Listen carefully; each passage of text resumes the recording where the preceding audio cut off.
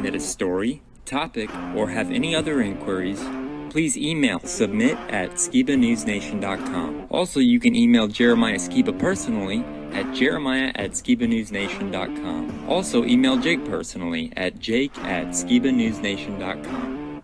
If you want to write us a letter, send us something, help support us, or just say hi, please send your letter to Jeremiah Skiba, P.O. Box 560-271, The Colony, Texas 75056.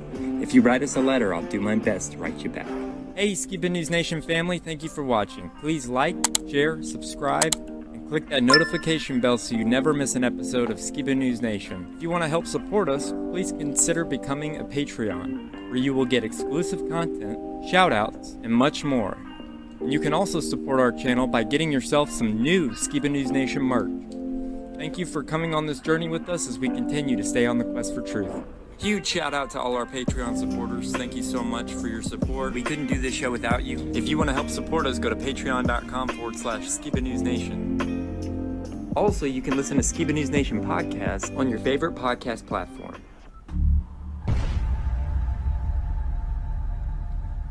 What it costs. I want to know what the truth is. And I hope that people, my son, anybody, if my name comes up, whether you like me, whether you agree with me or not, at least you can respect the fact that he's on a quest for truth. He's on a quest for truth.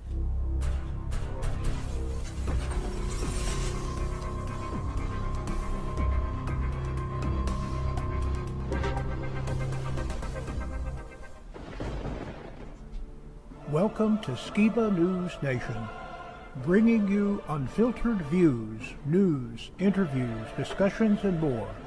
And now, here's your host, Jeremiah Skiba, award-winning musician and son of Rob Skiba.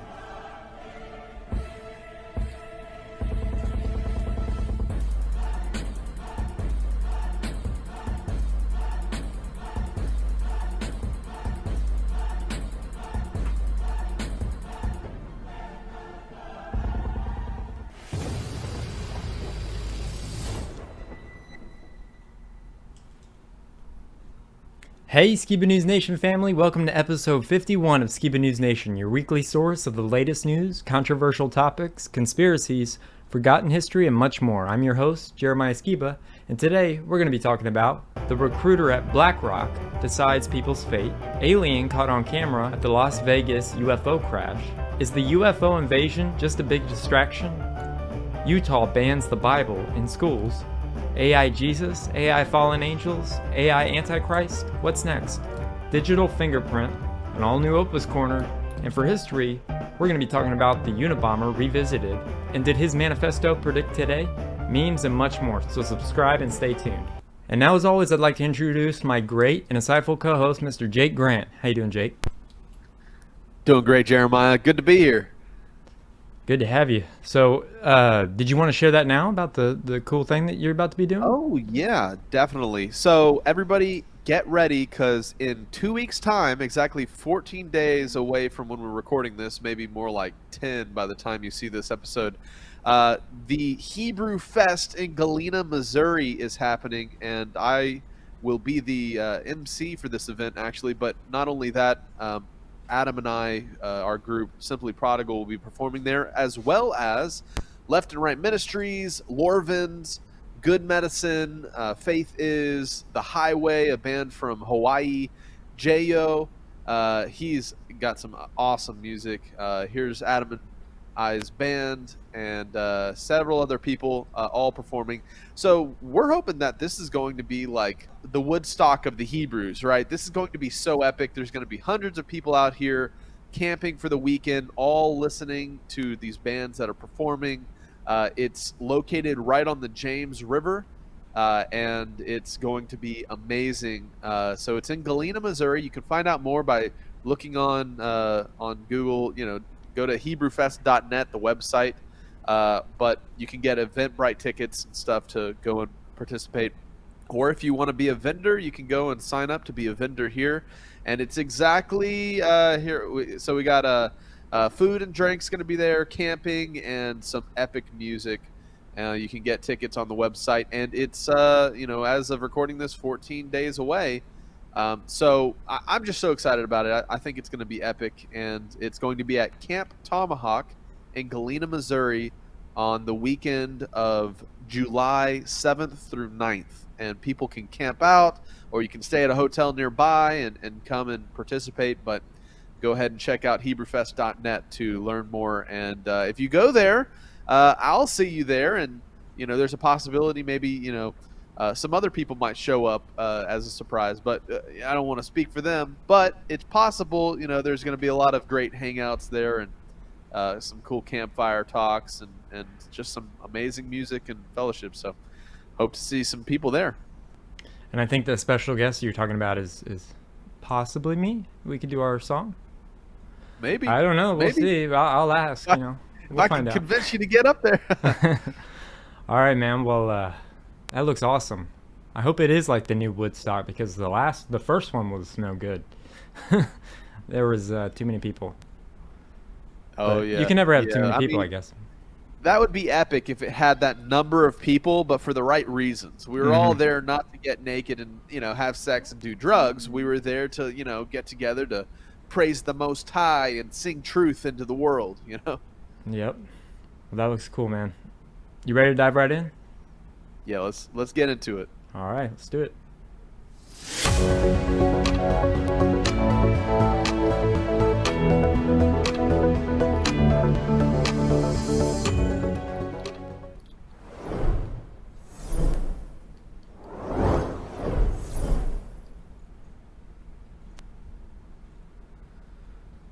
All right, this week we have a lot of different topics I'm going to go through very quickly because we have a lot to cover.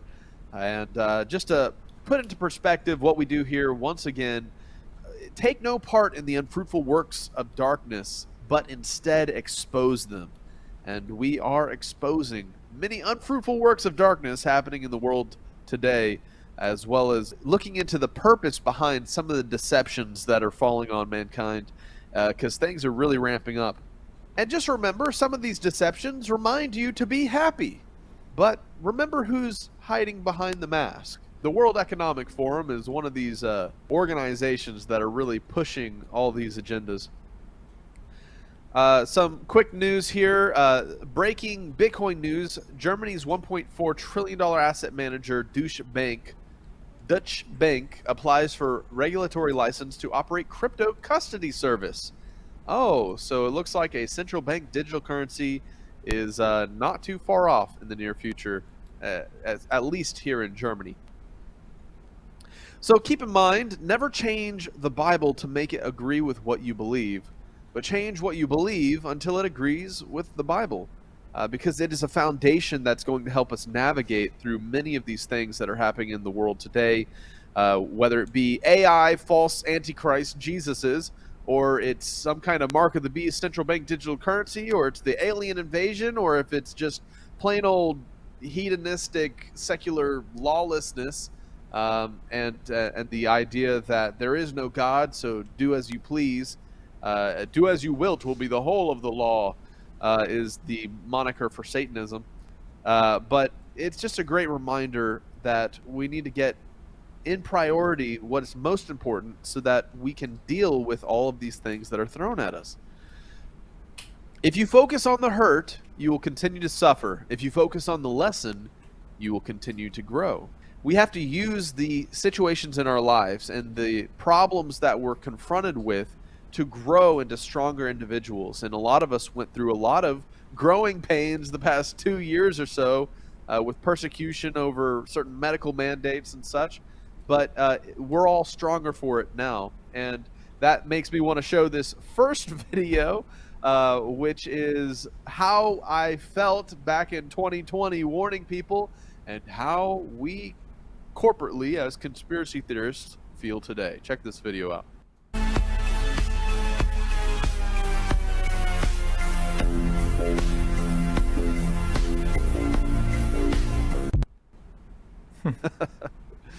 So yeah, I mean, in hindsight, it's 2020, right? Mm-hmm. But when you're living in the perpetration of a grand conspiracy against mankind, and you're saying, guys, don't buy the lie, don't do it, don't go along with it, and everybody's looking at you like that crazy nut, well, guess what? Years later, we're looking back, we're seeing the adverse effects, the virus reports, all of these things are vindicating all the people that stood up for their bodily autonomy and their right to not cave to big government pharmaceutical mandates. And guess what? It's vindicating, but don't let pride get you blinded, because pride comes before the fall, right? And so we still need to be careful that the next iteration, the next agenda, the next conspiracy that comes down the chute, we're not so up on our horse that we're unwilling to hear people out if they're warning us of the next thing, right? Because ultimately, if you're humble and you're willing to question yourself, you will also be willing to question these big corporate agendas and these things that are being pushed on you. But it's the people that really got stuck on their own, oh, I'm smart and I'm going to go along with the herd because all you other people are dumbos questioning the guys in white lab coats. Well, unfortunately, they're suffering the consequences of their pride, 2 years ago. But now we have an opportunity to prepare ourselves for whatever's coming next.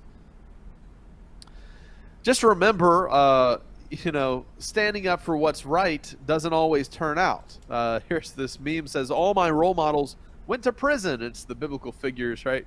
Jesus, Paul, Joseph, Daniel, Peter, John. They stood up for what was right when the social norm was to do what was wrong. And we're seeing more and more in today's world, what is right biblically is being called wrong, and what is wrong biblically is being called right. And it's being trumpeted as identity and something that needs to be protected, something that the Most High says is wickedness, right? But it leads our society to destruction. And that's why those who stand up and are the odd person out that's not willing to go along to get along is oftentimes the person that's persecuted and put into jail or worse, right? Today, sin is called sickness, so people think it requires therapy, not repentance. And oftentimes we find all the things that are happening in the world give us more and more justification and excuses to excuse our personal problems. But the way to grow as individuals is we don't make excuse, we overcome. Here's an interesting article I saw on AP. The Pentagon accounting error provides an extra $6.2 billion for Ukraine military aid. That's interesting. It's almost like we just let a big, check go to them for, and we weren't like, what's the agenda here, right? What's going on with Ukraine? What's going on with all these sly deals happening? Well, that leads us into our next story here. This video that talks about BlackRock, the investment company, and it's pretty alarming, this recent expose of somebody who, in an undercover fashion, recorded somebody who worked with BlackRock, and some of the things that they talk about how politicians and the whole world is being controlled by big money. Check this out. They don't want to be in the news. They don't want people to talk about them. They don't want to be anywhere on the radar. Why not? I don't know, but I suspect it's probably because it's easier to do things when people aren't thinking about it. All of these financial institutions, they buy politicians. You can take this big ton of money, and then you can start to buy people. I work for a company called BlackRock. Meet Serge Varley, a recruiter at BlackRock. Let me tell you, it's not through who's the president. It's who's controlling the wallet. So it's And who's that? the hedge funds, BlackRock, the banks. These guys run campaign financing. Yep, you can buy your candidates. Obviously, we have the system in place. First, there's the senators, and these guys are cheap. You got 10 grand, you can buy a senator. I can give you 500K right now, no questions asked. Yeah. I didn't do it, so done. Does everybody do that? Does BlackRock do that? It doesn't matter who wins. You're still right. They're in my pocket at this point. Here's Serge Varley on how good war is for BlackRock's business Do you have any thoughts on the Ukraine-Russia war? Yeah, I mean, I do have thoughts. What are they? Ukraine is good for business. You know that, right? I'll give an example. Russia blows up Ukraine's grain silos. Price of wheat's gonna go mad up. Ukrainian economy is tied very largely to the wheat market, global wheat market. Prices of bread, literally everything it goes up and down.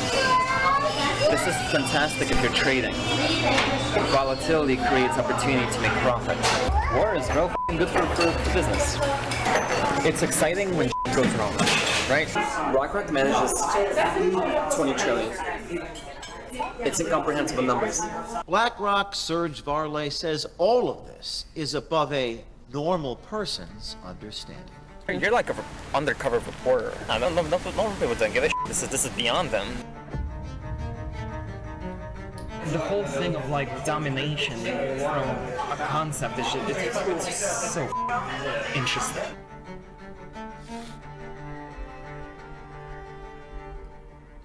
Hi, I'm James O'Keefe with OMG News. Here we are with our latest story, this time on BlackRock, one of the world's leading asset and investment managers, which owns significant shares of companies like Amazon, Microsoft, Anheuser-Busch, Meta, Target, Procter & Gamble, Comcast, CNN, Fox, and yes, Pfizer, just to name a few.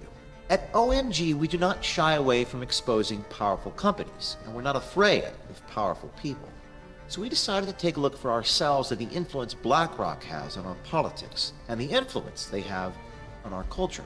So to do that, what better place to start a hidden camera investigation than into a self-described gatekeeper at BlackRock? Like, you're kind of like a fucking gatekeeper at BlackRock. Yeah, I am. I decide people's fates. Every fucking day, I literally decide how somebody's life is going to be shaped. That's so powerful. I love it. Yeah, it's and the whole thing of like domination from a concept is it's so interesting. Introducing Serge Varley, whose LinkedIn says he's worked for Morgan Stanley, Citadel, and now as a recruiter at BlackRock. I work for a company called BlackRock. I'm not actually a finance guy. I know what happens because I'm recruiting people who do these things. Mm-hmm. I'm the person who headhunts people from other firms. So I would approach you and be like, hey, this is a good reason why you should come work for us. Serge tells us who really runs the world, how they do it, and just how much it costs to buy people. Like politicians. Let me tell you, it's not through who's the president. It's who's controlling the wallet. So it's And who's that? the hedge funds, BlackRock, the banks. These guys run campaign financing. Yep, you can buy your candidates. How so? All of these financial institutions, they buy politicians. How do they run the world? You acquire stuff. You diversify, you acquire, you keep acquiring, you spend whatever you make in acquiring more. And at a certain point, your risk level is super low. Like, imagine you've invested in like 10 different industries, from food to drinks to like technology, right? One of them fails, it doesn't matter. You have 9 others to back you up. Risk management is inherently in just about everything. And in the finance space, it's all about it's all about the money you make. You don't let it sit. You keep using it over and over and Reinvest. Yeah, and it exponential growth. And then once you just own a little bit of everything, is that where the control? Yeah, you own a little bit of everything, and that little bit of everything gives you so much money on a yearly basis that you can take this big ton of money, and then you can start to buy people. Obviously, we have the system in place. First, there's the senators, and these guys are cheap. You got 10 grand, you can buy a senator. It doesn't matter who wins. You're still right. They're in my pocket at this point. I could give you 500K right now, no questions asked. Yeah. I'm gonna do what needs to be done. They're like, yeah, of course. And why not? does like everybody do that? Does BlackRock do that? The BlackRock recruiter also tells us about how the U.S. government relies on BlackRock for their economic simulation computational power. Economic simulation. They need to understand the impact of something, right? They're gonna raise the interest rate, for example. It's gonna create this cascade of various factors that people they're not sure what it's gonna do, basically. And just how f***ing great the Ukraine war is for business. Do you have any thoughts on the Ukraine-Russia war? Ukraine is good for business. You know, right? We don't want the conflict to end. Why? We don't want the conflict to end as a country. The longer this goes on, the weaker Russia is. I'll give an example. Russia blows up Ukraine's grain silos. Price of wheat's gonna go mad up. So what are you gonna do if you're a trading firm? The moment that news hits, within a millisecond, you're gonna pump trades into whoever the wheat suppliers are, into their stocks. Within an hour or two, that stock goes up, and then you sell, and you just made, I don't know, however many mil. Why would a news channel promote a side in war? Because it's also good for business too. I mean, what's news? News, right? What does news feed on? They feed on strategy, they feed on up events. That's what people like to watch. So when it happens, it's good business. More viewers. When nothing's happening, watch the news. I don't watch news. They're all pushing like the same talking point. Like you generally, when you look at news, like it's propaganda. The Ukrainian economy is tied very largely to the wheat market, global wheat market. This is fantastic if you're trading. Volatility creates opportunity to make profit. War is real good for business. It's exciting when goes wrong, right? Serge also speaks on BlackRock-influenced news and even gave our journalists some tips. based on everything we know now, when they say to sell, does that mean we should buy? And so, yeah. It's like, Jim Cramer? If you do exactly the opposite of what he's advising, you actually make money. Huh? Yeah. It's called the inverse Cramer. They don't want to be in the news. They don't want people to talk about them. They don't want to be anywhere on the radar. Why not? I don't know, but I suspect it's probably because it's easier to do things when people aren't thinking about it. And when Serge was asked about insider trading and if Larry Fink recently sold $100 million in BlackRock shares, here is what he said. Larry Fink recently sold $100 million worth of BlackRock. Wow. Damn, Larry, that's not a good sign. The people who trade and make money, they do this the moment the information is out. And that info is typically disseminated at private levels first before it hits the mainstream. If you want to invest smart, there's a tracker that tracks all politicians and where they have their stocks. Preemptively, if we think the stock price is going to tank, we're going to sell so that we sell it high, it tanks, and we buy back. And we didn't make, but we preserved a few mil. But perhaps the most remarkable, profound comment by the BlackRock recruiter is the suggestion that nobody is going to care about what he is saying here or confessing here. Because as he says, quote, normal people don't give a shit. You're like an undercover reporter. Really? No, don't normal people worry about this stuff? No, normal people don't give a shit. This is beyond them. That these types of questions my reporter asked are beyond all of you. The answer is something that you, the people, consumers, the shareholders, couldn't possibly understand. It's been said that it's easier to fool a man than to convince him he's been fooled. There is no question that many Americans are still asleep, who may not want to wake up from their necessary illusions. But we hope and believe by showing these tapes of this BlackRock gatekeeper speaking so plainly on so many topics that not only we wake up people, but also inspire others to come forward on institutions like BlackRock. Oh, and this is just part one. Stay tuned tomorrow for my meeting with Serge Varlay. We also reached out for comment to BlackRock, and here's what they had to say.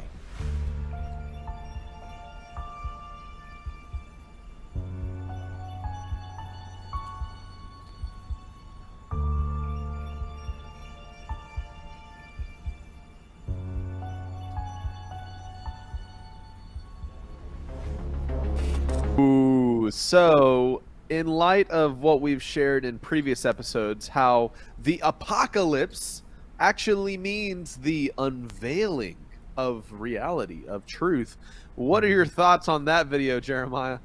I think it exposes a lot, and I think it explains a lot with what's going on with everything that the elites control us with.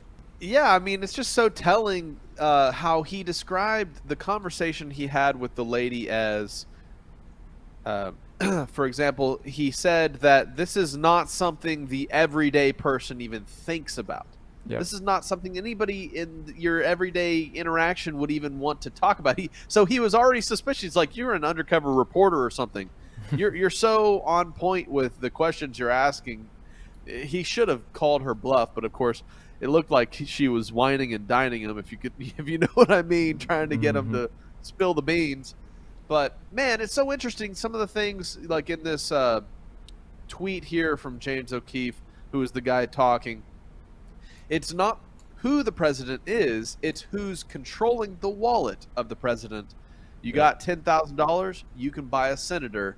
War is real effing good for business. And so this is all in relation to that, picture I was sharing. Why is it that billions of dollars happen to slip over to Ukraine? I wonder what the accident there was, right? So well, I think it's interesting about the Hunter Biden thing about the Ukraine happened in the past, and then now this is happening in the Biden administration. It's just kind of a bunch of things starting to come together and kind of make sense, maybe. Absolutely. I mean, when you see how easily Hunter Biden got off with his recent criminal charges, of course, I think some of these mainstream news stories that are pushed towards the conservative party are kind of big distractions. Like, they're trying to say, get really mad at Hunter Biden, look at how awful Hunter Biden's laptop is and all this stuff, while this kind of news goes unreported by the mainstream. Yep. This whole topic of BlackRock paying off senators and using war to make millions and using the collapse of industries to double down and sell high and buy low. This is the stuff that should be on the front news headline, but instead we're talking about how Hunter Biden got a misdemeanor, right? Yep.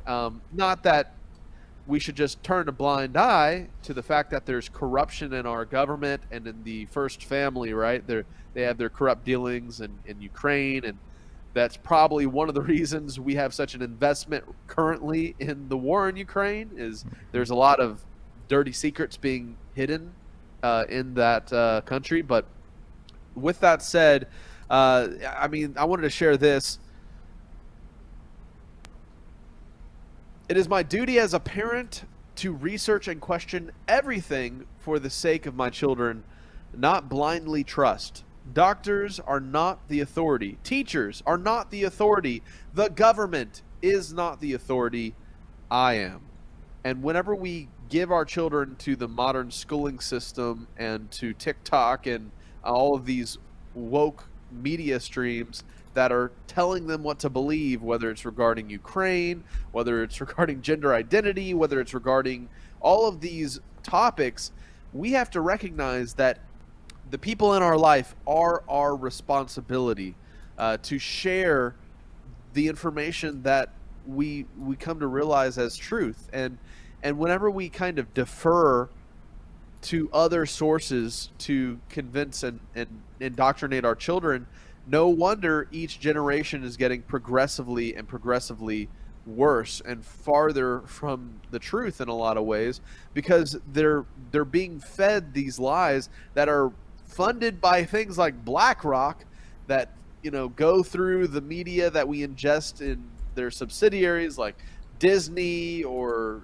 mainstream news or whatever, and these agendas sift down all the way to our children, who then adopt these belief sets, grow up, and then enter into the political force or into the working class, into the education system, the medical system, and they've already been so fully indoctrinated. It's like 1984's Truth Squad, right? Where the generation before that knew that the world had at one point been different, once they die off, there is no hope for the generation that is born into the complete lie system, right? And all of this leading into also the topic of the alien invasion.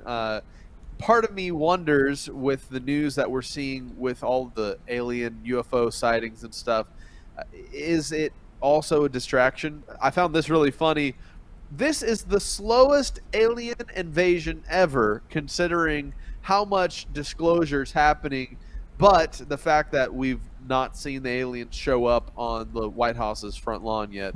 And so with that said, let's check out this next video on some strange things that are happening. In Las Vegas this week, a policeman pulled someone over and his body cam caught this thing, glowing thing, like hit the earth. And then where it hit, they got a couple calls from people that said that they're looking at the crashed thing. This is weird. The guy was calling, he's like, hey, something just crashed in our yard. And they're like, okay, we actually got reports of something coming down from the sky or whatever. He's like, you're not gonna believe me, but out with it. There's two beings standing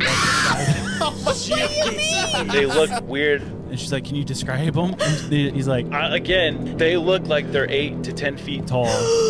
Their eyes are all over the body? No, he said their eyes are really big. And then like the police came and the police was like, I'm not calling you crazy, man, because I saw something crash. Fall down. He's like, honestly, just stay inside, and if you see it, you have my permission to do something. Like shoot it? Yeah. Okay, well, and then you're scared right now. You can tell by body language. But then when the cops came to the crash site, everything was gone. That's kind of like what I talked about with Zen. That is the same story. That is crazy.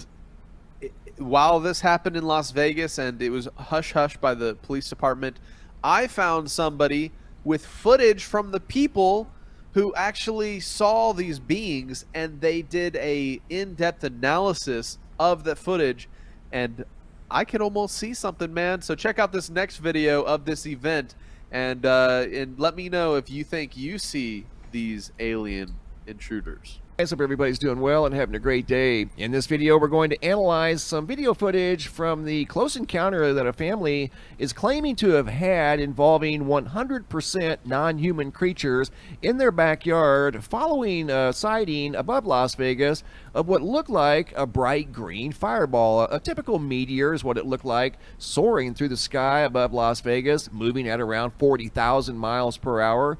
Meteors are fast, and when they impact the ground, they leave a crater. There's a debris field usually that spans for, a specified distance depending on how big the meteor was, or meteorite. Once it enters the atmosphere, it's called a meteorite. And the signature on the ground should have looked something like that. The photo that I showed you guys right there, that's from the backyard of where the incident occurred in northwestern Las Vegas, but that's a still image from Google Earth that goes back to 2022. But I never saw any photos of the ground following this impact of some sort of an object that supposedly impacted the ground. But what I'm thinking is this thing may have impacted the ground and just simply ended up in their backyard, because if it would have landed in their backyard, I've seen helicopter footage of their backyard from just a couple of weeks ago, and there was no impact crater and there was hardly any disturbance at all other than tire tracks back there like you see right there. So I was tagged in a couple of videos. Carlos shared this video with me, and this segment right here, they were coming out of the backyard and it's very dark over there, and they took off running, and I'm going to show you guys the video that we're going to analyze here in just a second. And I was very skeptical until I analyzed this video right here. And here we go. I'm going to show you guys what I found. This is the segment where they're coming out of the backyard. They're showing this man right here what they saw, and I think they may have seen what they were describing by the way they're acting here as they're coming out of the backyard. It has a little bit of narration. Here we go.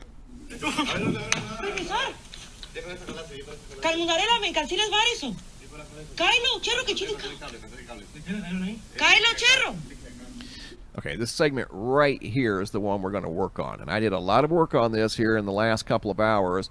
Off in the distance over here is the only look that we have in the backyard. And it's very dark over there. You can't really see too much, right? This man here, he's investigating what they say they saw back here in their backyard. So again, the only thing I can think of is if something did happen, number one, this thing did not land in their backyard because there were no images of any type of impact crater in their backyard.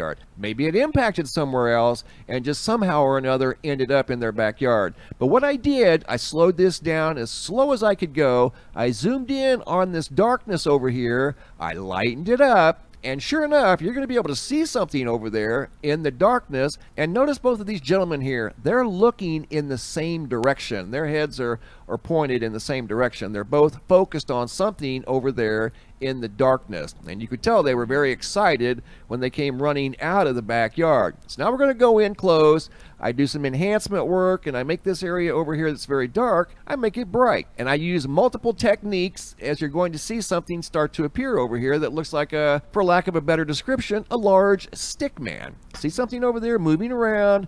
You can see what could be interpreted as a torso. You could see what could be interpreted as a head. You could see what could be interpreted as an extremity here, an extremity down here, here. Look, there's something there moving. Totally something moving. And they're both looking in that direction. So was there something over there in the dark? According to this video, yes. But I'll leave that up to you guys to decide. All I did was add some light to the darkness over there.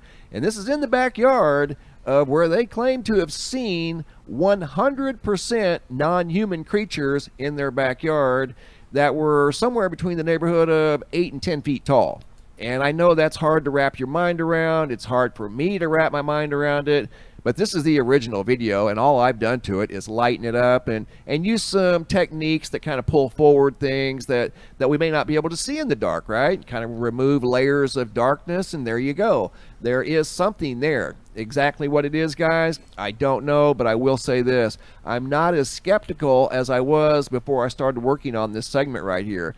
Simply because of the lack of an impact crater. But in all fairness, maybe whatever it was impacted somewhere else, ended up in their backyard when they were out there working on a car, and this is what they encountered. Something that definitely doesn't look human, and it does resemble what they were describing. Very tall creatures. They said there were two, very thin. They said they were silver, greenish color. It's difficult to tell in this video because it was so incredibly dark. But it does look like maybe a dark white or a light gray, maybe a silver. It's difficult to tell, but you can see there's something there that's moving. It's tall, it's thin, does look like it has extremities. Right there, see it? Kind of hard to miss. Once you take away the darkness and leave the light there, there is something there. Exactly what? I don't know, guys. As always, I'll leave it up to you guys to decide. But like I said earlier, I'm not as skeptical as I was, say, a week ago, because the guy seems sincere. I just couldn't wrap my mind around how you couldn't get at least one picture of these things in your backyard, or at least a little video clip. But there's something right there, definitely. I don't know exactly what we're looking at. I've never seen anything like this. This is a first for me. But I can tell you I've done nothing to this video except remove darkness. And there you go. That's what was in the darkness over there, about 30, maybe 40 feet away. So it does look like something tall standing there or leaning up against something. And right here, you can clearly see right there? You can see movement. There's something there moving.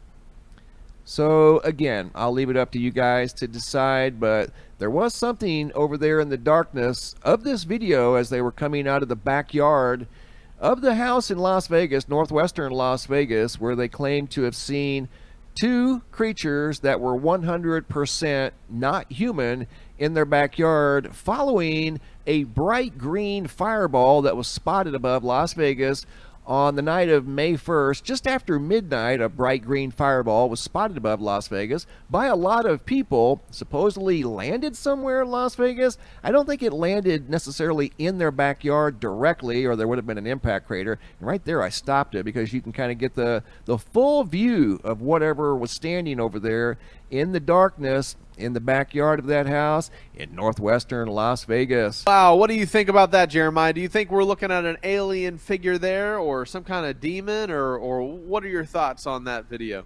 I mean, I was seeing like a ET type of figure, if there was a figure, but it looked like an ET head and a body. But I feel like it could be interpreted, you know.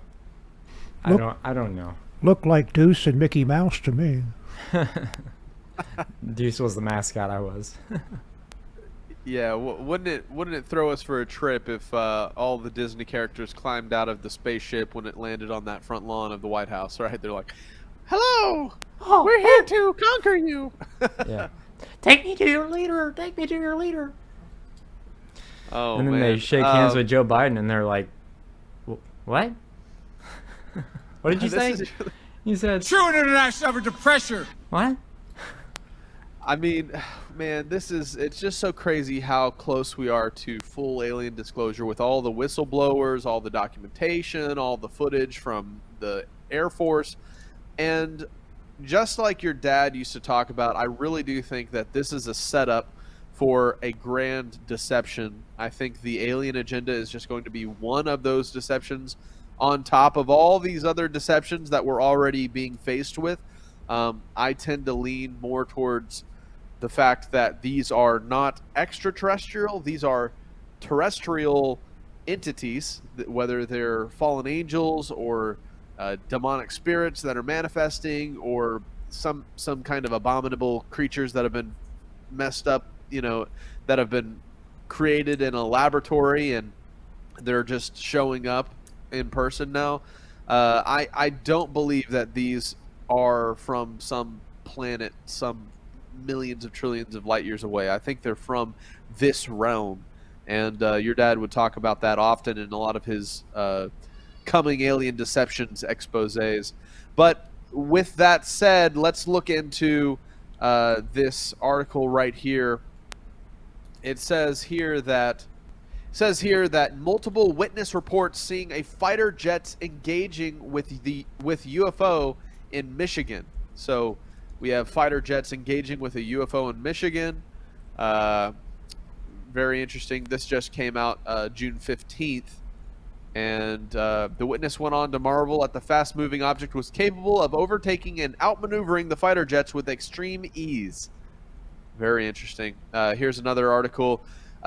Did you know that the Rockefellers are apparently the founders of UFO disclosure movement? Huh. That's Why interesting. is that? That's interesting.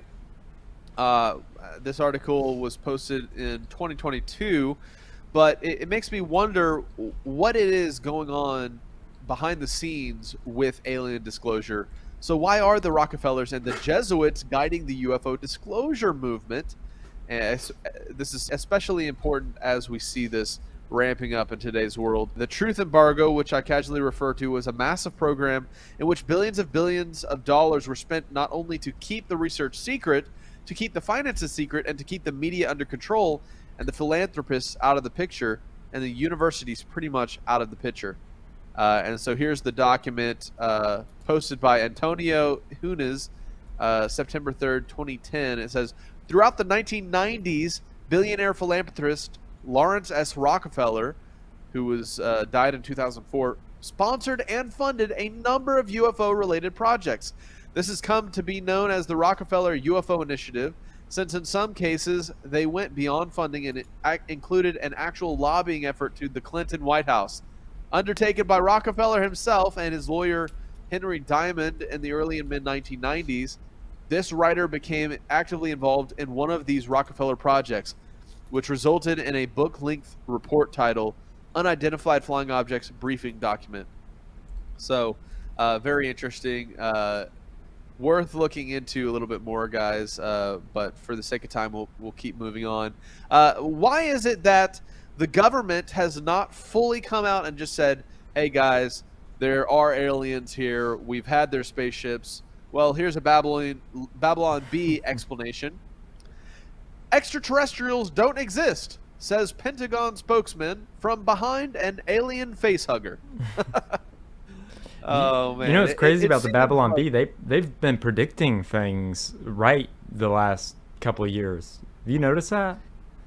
Yeah, I think it goes along with sometimes what seems to be the most unlikely outcome ends up being the truth, and oftentimes humor can mirror reality because true humor is truthful, and I think that's how they're so predictive. Let's watch this next video, how people are being killed for this UFO whistleblower topic. Let's talk about this big UFO event in Washington, D.C. We're going to highlight and document the historic day in Washington, D.C., where multiple UFO whistleblowers came forward to share their story at the press club. Dr. Stephen Greer, his disclosure project, of course, you'll remember many moons ago, over a decade ago, he held one of these events before, and he kind of started off by explaining that the world kind of wasn't ready for that press conference at the time. Members of Congress and so forth weren't really ready for the disclosure and the people that came forward, those testimonies that came forward that day at that event. So this whole event took over 3 hours, close to 4 hours, with jaw-dropping moments. I mean, bombshell moments. I want to show you a number of those moments now, and I'm going to save the most amazing, what I believe is the most amazing, for the end. So you got to stick around for this. So anyway, Dr. Greer started off by explaining that they know these are the things they've turned over to Congress, Senate, and the White House for part of this testimony. Here's the list of things that they sent out, which is the Disclosure Project slide, Project Intelligence Archive, and contains government documents from the United States, Canada, Australia, Russia, the UK, and more. 145 top secret bases, 752 witnesses from military, corporate, government solutions, files with witness testimony and some video with supporting documents and information, 121 UF crash retrieval cases. Some documents includes name of witness, etc., etc. So he went through all of this, explaining that this is the stuff they were handing over. Here is Dr. Stephen Greer, though, showing the map locations of these secret bases in the United States. Look at the number of secret military bases inside the United States and what's being worked on at these secret military bases from witnesses who've come forward and have actually worked at these bases. Watch. Operations have happened. I'm saying illegal because we can prove that this information, as Senator Inouye said, you'll hear his statement in a moment, has been run by a very shadowy, deep black operation. And we're not talking the legal black budget of the United States. We're talking about projects that presidents and CI directors and secretaries of defense and members of the Congress who have a need to know and are cleared TSSCI in SCIFs, secure compartmented information facilities, have been blatantly either gaslit, denied access. That is the foundation of everything we've done, is that these projects are a priori illegal and therefore unconstitutional and have to be reined in, because not doing so is a threat to the national security. So here is your list. I'm not going to go through 145 sites. Some of them are black sites. Some of them are bases you know about, like Wright-Patterson, Edwards, Nellis, Area 51, so-called. But all of them are based on witness testimony and intelligence we've gathered over the last 30 years, and it's time for it to be disclosed. Well, here is Dr. Stephen Greer. Wait, can I just push you on this map that he has with all the red dots? These are bases that are actively working on UFO projects. These are not just sightings, right? Because these are military bases. Many of them we know, right? Wright-Patterson Air Force Base, Edwards Air Force, but some of these but then many of them on this map are black sites that we don't know about. So that was included in this map. So, and he also showed around the world. So these are not just United States military bases. These are black sites in other parts of the world. In other countries, because he mentions Russia, but then when you look at the map, I'm just playing it back. There's no bases in Africa at all. None in the Middle East that we know of. One in Pakistan that we know of. Okay, yeah. All right. I'm just curious about. So I don't know on all of them, but these are the ones that they have actual human beings who've confirmed this, have shown them documents, videos, security badges for these black sites, all sorts of testimony. And by the way, these people have then gone to Congress and submitted their testimony to Congress, which you can go to prison for lying to Congress. Like, you don't just do that if you don't actually have some facts to back that up, these whistleblowers who've come forward, and the reason they've come forward is because the whistleblower protection laws, they were silenced before that, before the whistleblower protection laws. That's why they're now able to come forward. So Greer makes the point that alien craft, so the first of many reasons here the whistleblowers haven't come forward before is because in many cases their lives were threatened. They were told they would be killed if they came forward on the stuff that they saw. They're worried about their family's protection. They're worried about losing their pensions. Many of them signed 80-year non-disclosure agreements. 80-year non-disclosure agreements to keep quiet about it. Greer makes the point that the alien craft we have are not the issue. It's the deep state, the off-the-books operations that is running all of this. They've been they have their own versions of these craft. They're carrying this out, and the White House is kept out of it. Congress has been kept out of it and in the dark about it. And you're starting to hear more of this because now Congress is demanding answers because they're noticing and found out that a lot of these projects are black book. They're not on the money that they approved, and they're demanding answers about it. Good for them. Here's what Stephen Greer says about that. But this object was retrieved because it became disabled. Some of these retrieval operations are not extraterrestrial, but they would like sometimes the public to think maybe it was, because the bigger secret, I will tell you right now, is not the extraterrestrial issue. It's these technologies, which an unsupervised and frankly illegal operation have, which is a threat to the national security, period. This we will prove. And this is a bigger threat, the existence of these in the hands of unsupervised operations that have escaped the oversight of the President of the Office of the President and the Congress since 1956 to 1960. And so he then explains the difference between the man-made craft and the ones of extraterrestrial origin, which we've been reverse engineering for years, since the 1940s. And he shows the man-made side by side. So it's important to understand, yes, there are the alien craft that we have. We know that. That's without a doubt. But then we're also been reverse engineering them, and they look close but not totally like them. So here he gives an example of the differences here. If I had time, I would run through. We can go through very quickly. I think people in the military and in Congress and the American people need to know the difference between the man-made advanced technologies and how they look and the extraterrestrial vehicles. We're going to run through a side-by-side. You can look and see ET, one on the left, seamless. It is actually created in a material science and technology we don't have time to go into, but we understand that, versus the man-made ones that have components, parts, wires, and what have you. Next. And again. Next. And again. And then you hear on the right, that is the Norton Air Force Base 1988 air show, classified. We have a witness who was in there, and these on the right are man-made.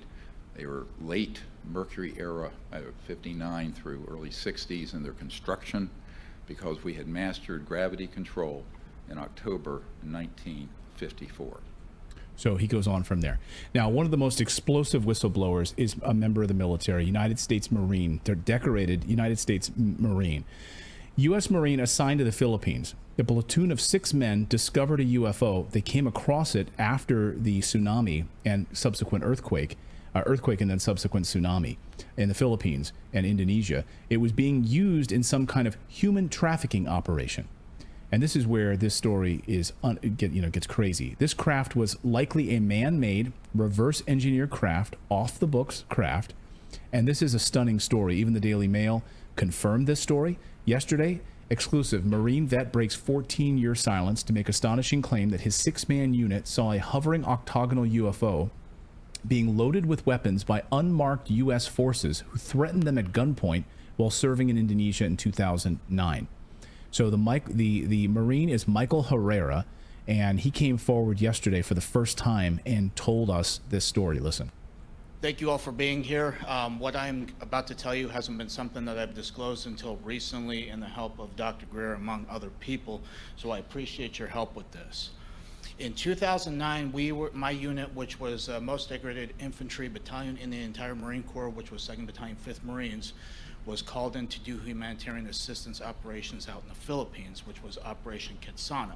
And we flew to the southwestern part of the city, which is Padang. Looked a lot different through satellite imagery that I've recently seen. Back then is a lot different, especially because most of it was decimated, on fire, rubble, flooded, you name it, basically the worst kind of scenario you could ever see. We trekked up about 300 meters. When we got to this high point, I was taking video camera, and I had actually turned to the north, which just kind of slopes down.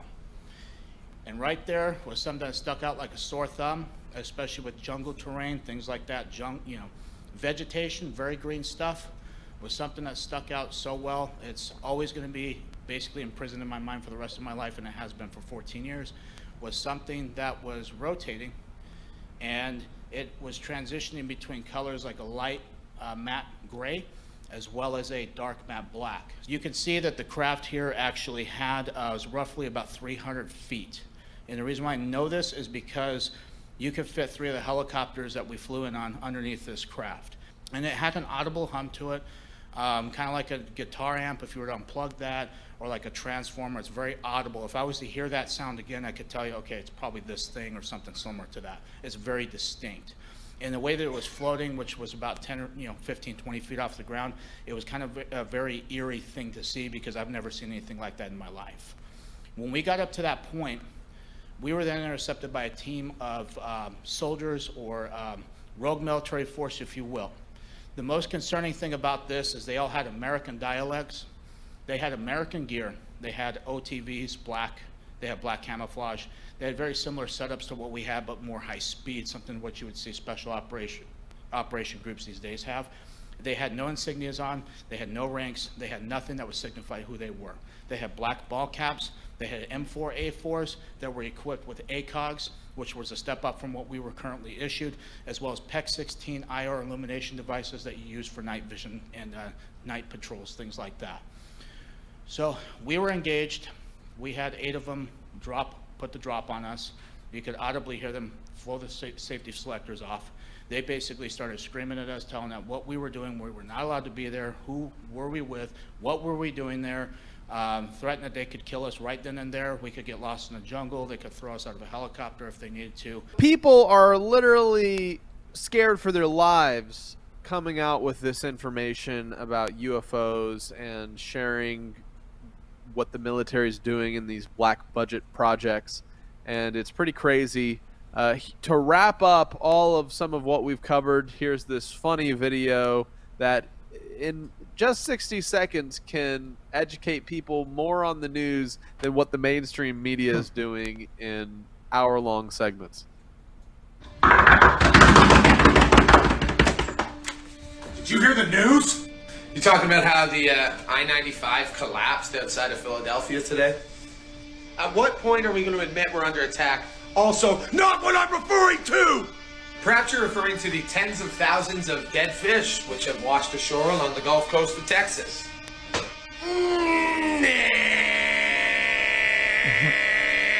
Okay, maybe we should talk about the fact that it's like pretty much been confirmed there's a bunch of these silver orb UFOs flying around our airspace. They have no idea where they came from. Las Vegas police are being very tight-lipped about an incident that happened last week.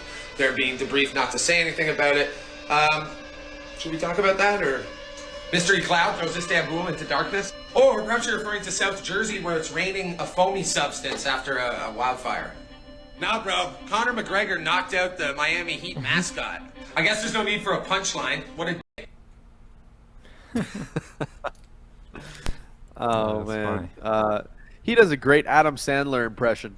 An interesting outcome for the push of the Conservative Party to get LGBTQ material out of libraries and schools, which oftentimes that material has pornographic content describing the sexual acts of that sexual minority group, right? And we have here, now it's been turntabled on the Conservative Party, and the Bible is now being banned from Utah schools after parents demand its removal because of the fact that it deals with very dark topics as well. So here we have this Vice article. Bible banned from Utah schools after parents demand its removal. And now we've shared in previous episodes, of course, of guys going to the council meetings and the school board meetings and being like, how do we have this garbage in our schools? Well, guess what?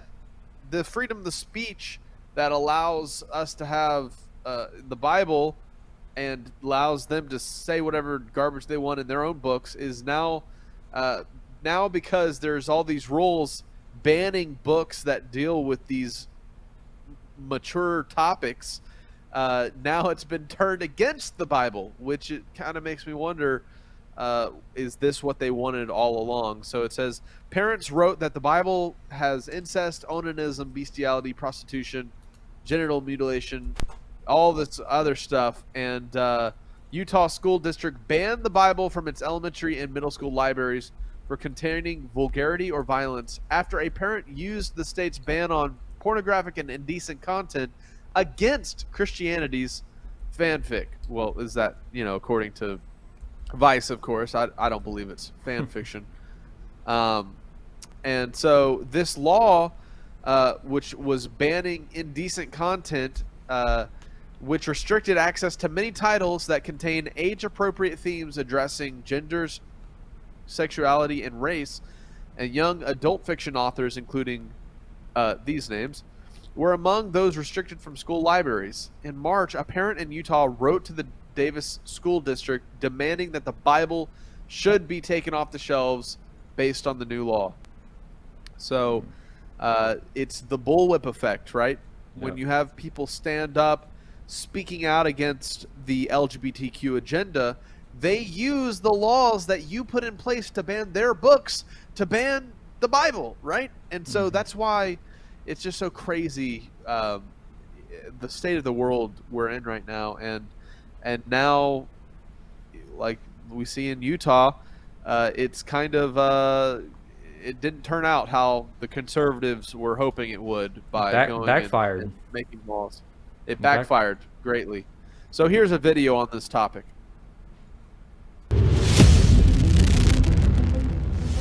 I'm going to get my colleagues' reaction on something that just got released in the news. There's a meme I've been thinking about a lot lately, a viral tweet that reads, and I quote, "I never thought leopards would eat my face, sobs woman who voted for the leopards eating people's faces party."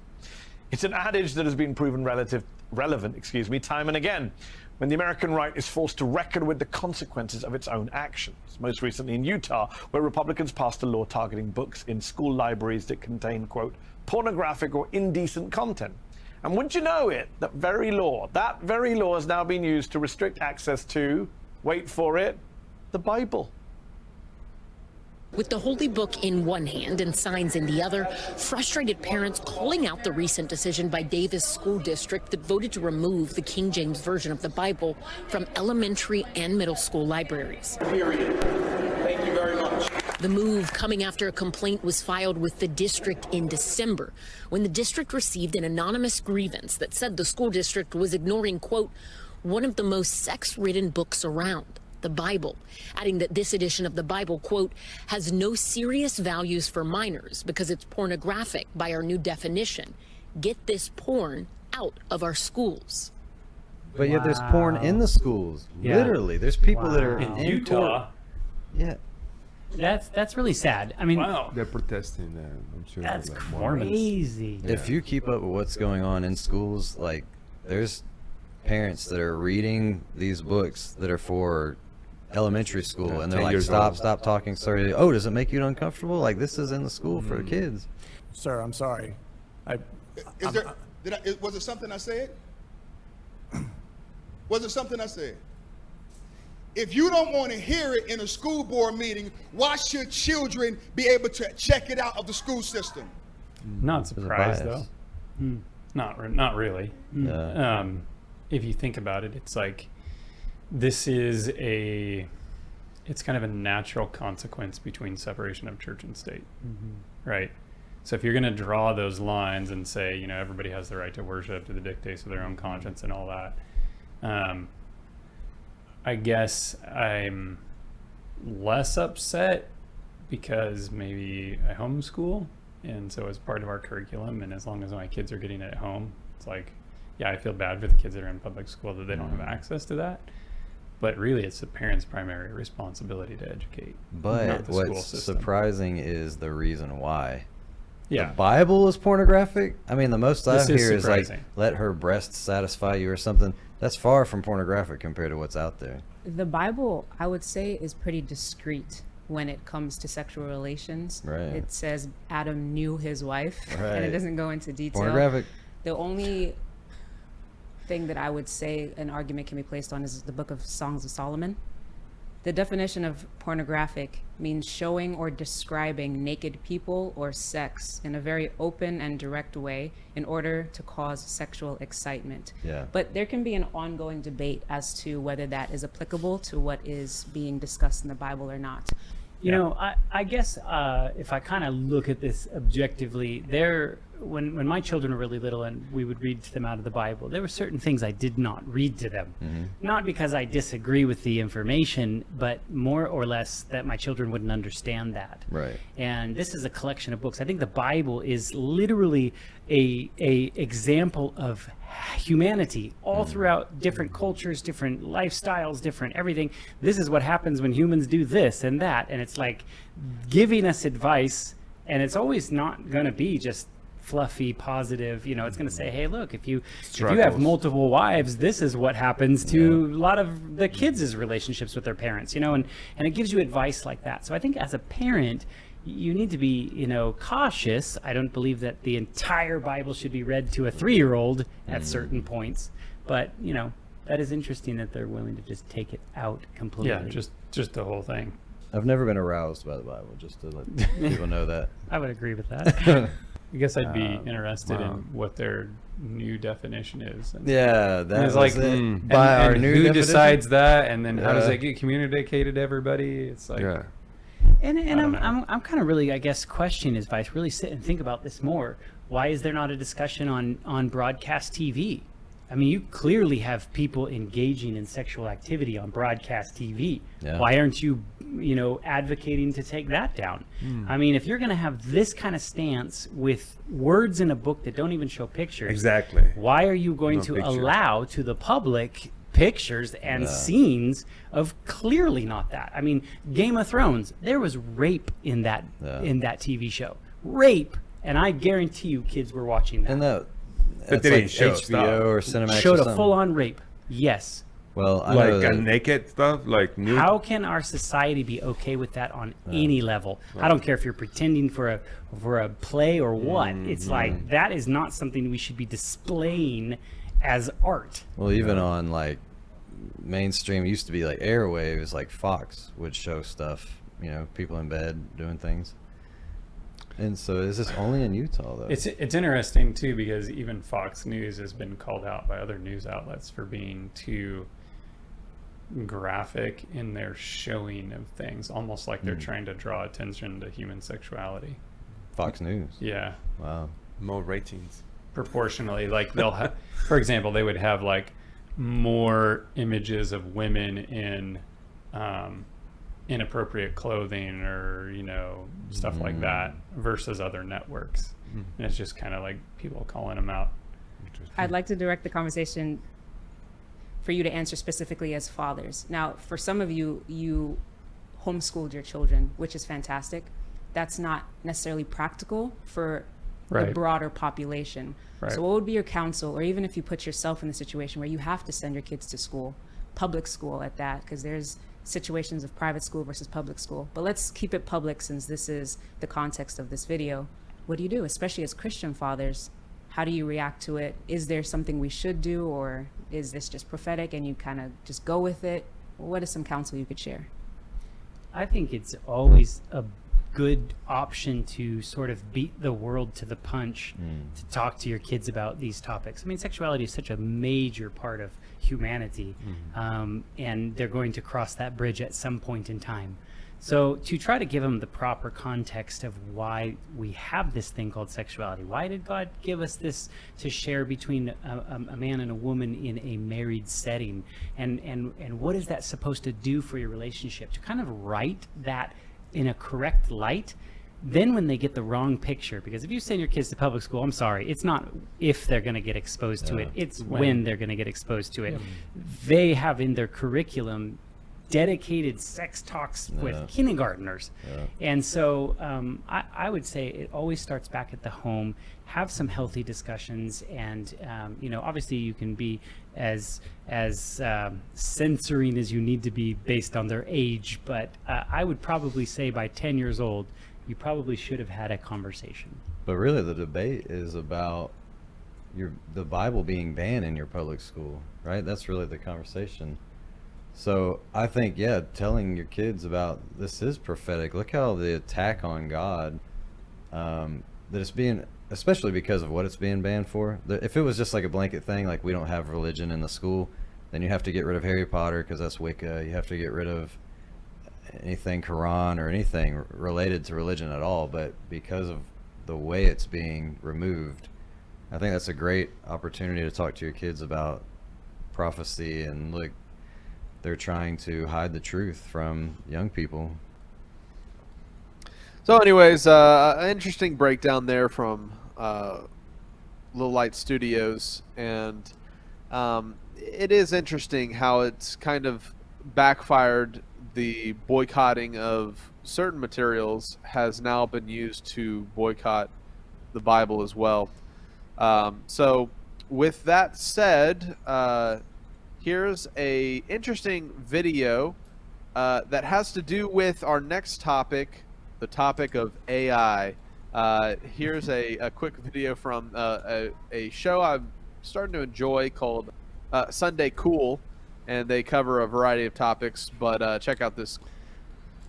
Listen, I just saw this article and it freaked me out. Risk of extinction. It says on Tuesday, a group of hundreds of technology experts, including OpenAI CEO Sam Altman and AI pioneer Jeffrey Hinton, issued a stern warning about the potential risk of artificial intelligence. Quote, mitigating the risk of extinction from AI should be a global priority alongside other social scale risks such as pandemics and nuclear war, says the statement from the Center for AI Safety. Oh no! What does that mean? These dudes, they're the ones inventing it, and they're like, uh-oh, because they know something we don't know. But I thought it was just funny pictures and cool little sentences. Wrong, they're coming for your brain. No! I want to take over your body. Stop! Brave emotion. And I want it all. What, Josh, hey. Yeah. Is that, you remember what you blacked out? Yeah, are you okay? I must do that. Oh man, so we're seeing a lot of news coming out regarding this topic of AI advancements, and it's pretty crazy seeing it happen so fast. So here's another funny little video. It makes a good point, but how when you see guys like Jim Carrey and Andrew Tate, these big public figures, both commenting on this, you can tell that it's coming into the public eye, this topic of the dangers of AI, and now these gatekeeper figures that have millions and millions of followers are starting to make their comments and their stances, and it makes me wonder what we're going to see in the coming years when it comes to AI. Check out this next video. When you get Jim Carrey and Andrew Tate on the same side of things, maybe you should start paying attention. I love the aspect of the AI and the machines taking over. You know, we have cars that drive themselves, and that's a convenience right now, but soon there won't be a steering wheel, and it'll take you to the police station to give outstanding parking tickets. In the future, the entire police force will be AI. It'll all be roboticized, and robots have no soul. And then you're really in trouble. As they reduce you to a QR code, as they reduce you to nothing more than a medical status as to whether you comply. Because that's what they really want. They want to know who blindly complies and who thinks for themselves. And the people who think for themselves must be punished. As stupid as police can be, you can stand in front of one and say, my friend, you and I are the same. Why are you punishing me? And maybe you'll get through. But you can't do that with the camera that scans your QR code. You understand? They don't care. It's just a yes or a no. So, a very interesting point, and not only have we covered this in the past, but it's interesting to see that now it is reaching into the realm of religious curiosity, which to me brings to mind certain scriptural topics such as the image of the beast, as talked about in the book of Revelation, and the worship of the Antichrist, and different topics like this. But check out what's going on now. Can a chatbot preach a good sermon? Hundreds attend church service generated by ChatGPT to find out. So this happened in Fürth, Germany. The artificial intelligence chatbot asked the believers in the fully packed St. Paul's Church in the Bavarian town of Fürth to rise from the pews and praise the Lord. Okay, that's interesting, but it's even more alarming knowing that people are now flocking to an AI Jesus, right, seeking counsel, wisdom, and direction for life. A chatbot version of Jesus Christ, aka Ask Jesus, is streaming on the gaming platform Twitch, and it stands ready to answer questions from humans on anything from morality issues to video game Fortnite to superpowered rodents, according to Fox News. So this to me is pretty crazy. Let's check out this video that depicts this false Jesus as generated by ChatGPT and AI. Hey God, you're up in heaven. Your name deserves mad respect.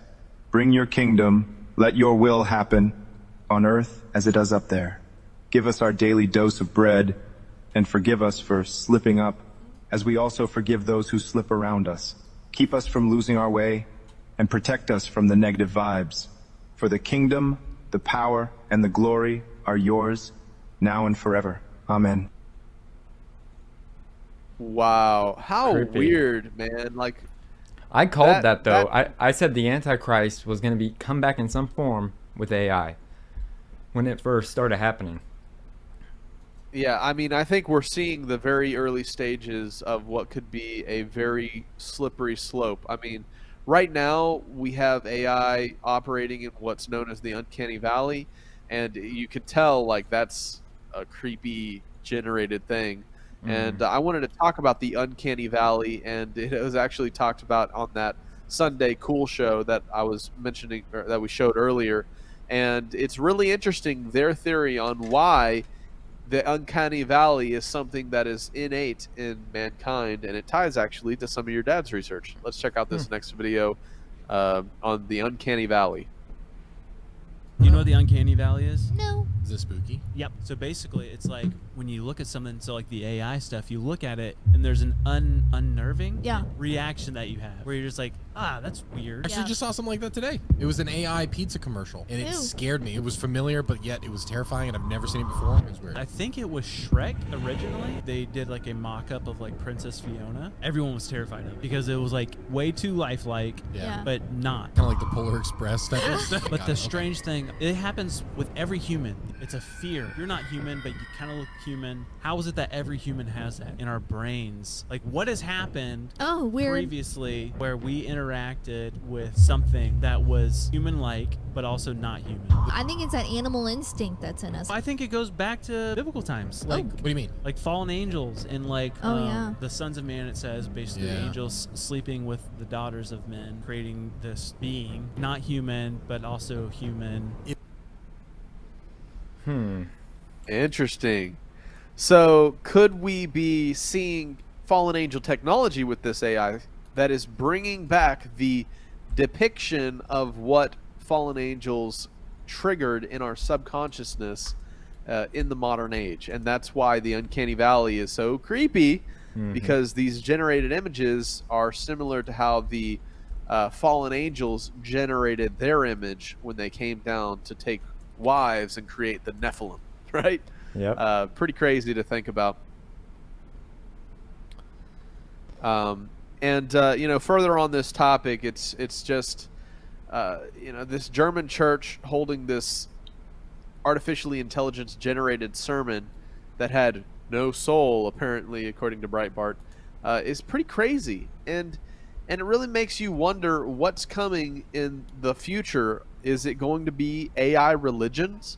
Is it going to be people are going to turn the intellect and the power of communication that ChatGPT and these generative communication services have into like little idols, right? Like you take ChatGPT and AI, you put it into the god of your choice, and then boom, you have a talking idol that can give you wisdom and tell you what to do for your life and console you, and it's all based on the little G God that you want to worship, that you design. And I think the scariest aspect of it is that they're imitating the Messiah, right? They're creating a Jesus Christ that's a AI generated amalgamation of the whole of the information offered on the internet and in the world. And we know that is a tainted, very dangerous tool that can be used to sway people emotionally, that can use to sway people to possibly worship this image of a Jesus that could say a lot of the right sounding things. Like you saw in that video, he was like, saying the Lord's Prayer or whatever in just such a weird, twisted, different way. Sounds close to the real thing, but it's not. And that's exactly what the word Antichrist mean. It doesn't necessarily mean the opposite of Christ. It can mean something in place of Christ. And just as the warning in Matthew 24, many people will come saying, I am the Christ, and they will lead many people astray. And AI could be one of the most dangerous ways people could be led astray, because it looks like a cool tool, a cool game to play, a cool thing. But really what it is when you plug AI technology with quantum computing and all the different technology that's coming out today, you're plugging into a digitized Ouija board, and who knows what's on the other side speaking to us. All right, here is an interesting article. U.S. billionaire George Soros, who we've covered in a previous couple episodes, hands over his $25 billion empire to his younger son, Alex. Very interesting. The next generation stepping onto the scene.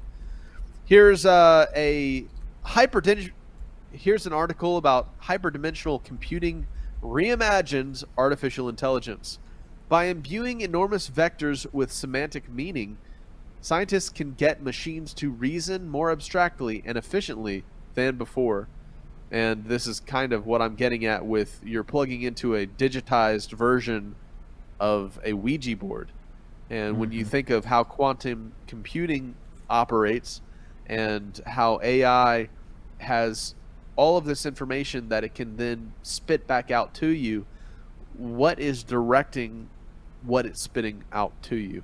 And despite the wild success of ChatGPT and other large language models, the artificial neural network, ANN, that underpin these systems might be on the wrong track, apparently. For one, ANNs are super power hungry, but that's where this technology of using the aspect of quantum computing could become so powerful. Hyperdimensional. Very interesting. All right, so AI can create a new Bible, influential author declares. In a few years, there might be religions that are actually correct. Uh-oh. So, this is being talked about right now, how this is exactly what I was talking about, how there could be, in a few years, completely AI-based religions, which is so crazy to think about. Now, Jeremiah recently shared a video with me about how AI is also being used to scam people, and I found this video, which is how to avoid phone scams generated by AI voice cloning. Check this video out. With just a few seconds of audio, new artificial intelligence software can clone a person's voice. As an actor, I pretend for a living. As an actor, I pretend for a living. And a scammer can make it say anything. The Federal Trade Commission issuing a recent warning that voice cloning technology is making family emergency scams more convincing. Just last month, several Oregon school districts warned parents about a spate of fake kidnapping calls. A recent global survey showed 1 in 4 people saying they've experienced an AI voice cloning scam or knew someone who had. I got a phone call from an unknown number, and so I pick up the phone and I say hello. And my daughter Brianna says, "Mom," and she's crying and sobbing. Jennifer DeStefano says she was convinced her 15-year-old daughter Brianna had been kidnapped. And she says, "Mom, these bad men have me. Help me, help me, help me." She fades off as the man takes over the phone and says, "Listen here, I've got your daughter." She says the scammer threatened to harm her daughter unless she sent him $1 million. How much did it sound like your daughter? It sounded, I never doubted it was her. I had a full conversation with her. It was the way she cries, it was the way she sobs, it was the way she would respond to me. Jennifer was able to connect with her husband, who confirmed Brianna was safe. After warning her friends and neighbors, Jennifer says she's heard about hundreds of similar incidents. Whether it was a kidnapping, whether it was an accident, you know, they were in jail, all these different types of scenarios. We're going to have a completely new group of scammers and threat actors. Wasim Khalid is CEO and co-founder of Blackbird AI. I saw that some of these voice cloning programs are as cheap as $5 a month, and you can take someone's voice off of a social media video, use AI, and make that voice say whatever you want it to do. Is that really happening? Yeah, absolutely. Yeah. I mean, that's basically the revolution in AI over the last 6 months. The key takeaway here is generative AI is going to be the catalyst to drive misinformation, disinformation, and warped realities further and faster than we've ever seen before. He says if you get a suspicious call about a family emergency, first authenticate the person by having them confirm information only you two would know. Have a private safe word for your family, and have someone else call your loved one's actual phone number. Because with AI, what you see and hear is not always what you get. Jennifer DeStefano spoke on Capitol Hill this week. She's hoping Congress can find ways to help regulate artificial intelligence.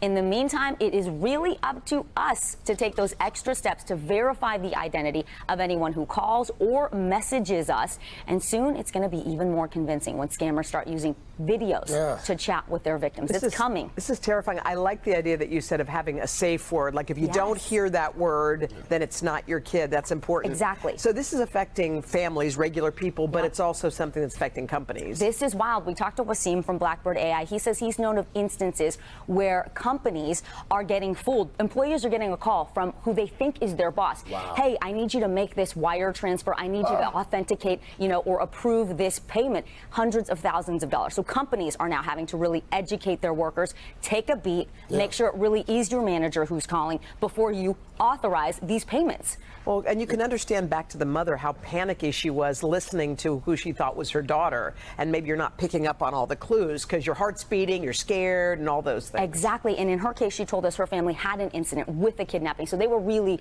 on a heightened alert. But she said it was totally convincing. Yes. Yeah. Like as a mom, you're like, I would know my kid's voice. She said she cries like her. She responded. It was an extended conversation. 4 minutes.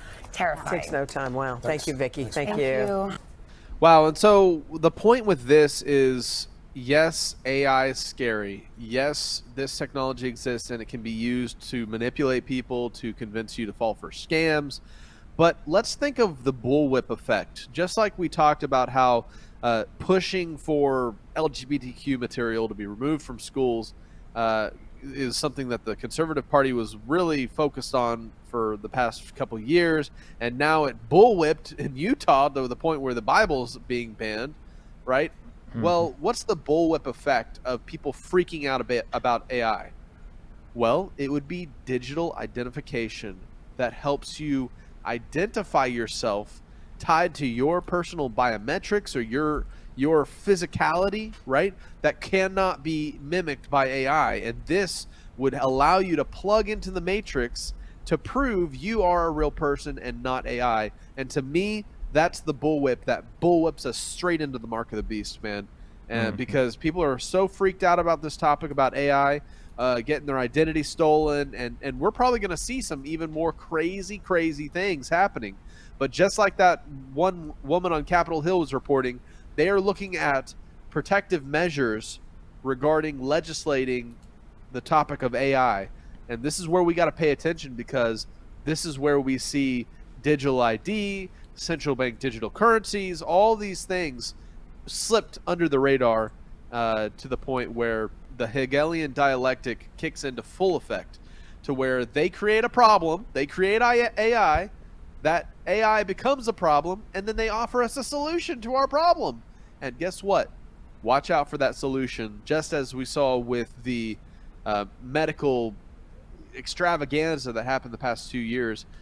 We find that there's likelihood that that particular bug was created. They create the problem, and then guess what? They offer you a solution in the form of a vial that they inject into your arm, right? And so it's all the same modus operandi, right? It's all the same way of rolling out these agendas and these plans. What's the bullwhip effect that we're going to get from aliens and all this stuff? I don't know. That's to be seen. What's the bullwhip effect of all these things? Just be on the lookout. Be a watchman, right?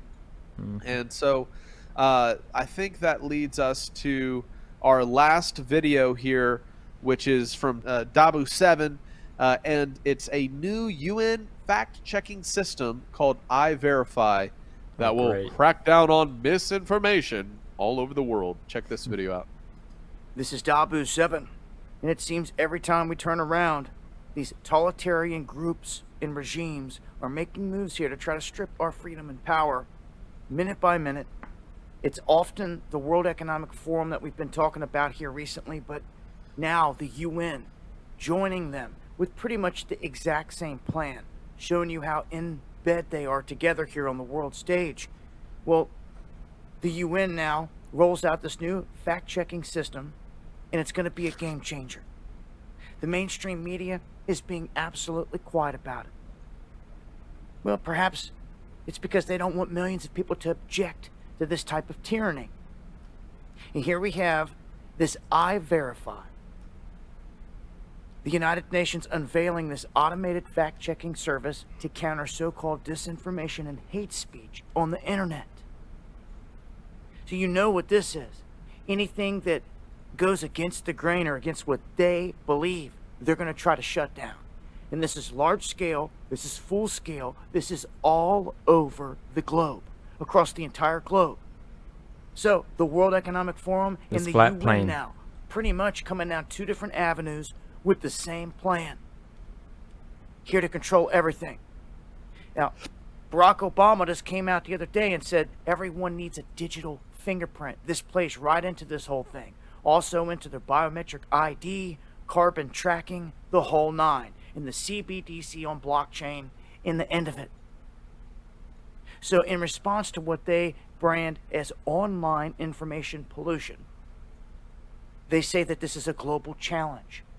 And the United Nations Development Program has launched its iVerify platform to counter this as they partner with Facebook and Google-funded fact-checker Meeden and the Meta-owned CrowdTangle, as well as the Soros-funded International Fact-Checking Network, IFCN. So there you go. They're going to be out here trying to push beast establishment agendas, and if you do not agree with them, they're going to try to eliminate you through this system. The iVerify system is here, and this whole thing about to be rolled out, and this is also with the United Nations coming out and pushing this new apex body that would oversee everything up to 2030, all their goals in this whole digital future. So this is where it's all going. This is part of their plans. If you guys want to know, this is what they're up to and what they're trying to do. And now this new iVerify system is going to be tracking anything and everything around the entire globe to try to eliminate whatever they want. This has been Tapu 7. It's time to take action, folks. It's past time. Hit that subscribe button for more. Much love. All right, so just like I was talking about, this is quickly what's coming to the world because of all of these scary topics. AI, everybody's talking about it. Everybody's having interviews about it. Oh, the AI is going to take over the world. oh, well, how do we protect our identity in an AI-generated internet experience? Well, by taking this mark on your right hand or in your forehead, you know. So all of these topics are only exposed through very carefully walking through the foundation of the scriptures in our lives, right? All of these agendas, if we don't have a foundation to look out on the world from, can really get us off kilter. And so just keep that in mind as we're going through this stuff, because there are agendas that are pushed to both the left and right. Just as we saw, there's a bullwhip effect when you are convinced to go and act a certain way or believe a certain thing, and everybody who's a conservative is thinking this way. Well, then that oftentimes can be a deception in and of itself. And so we want to be aware of all of the agendas and all of the things and how they connect and how it plays out, because the most important thing is to recognize that we need to focus on our families. We need to focus on our personal walk with our Creator. We need to focus on our health, what we put into our bodies. These are the things that you can actually control. These are the things that they want to distract you so much from that you defer to their,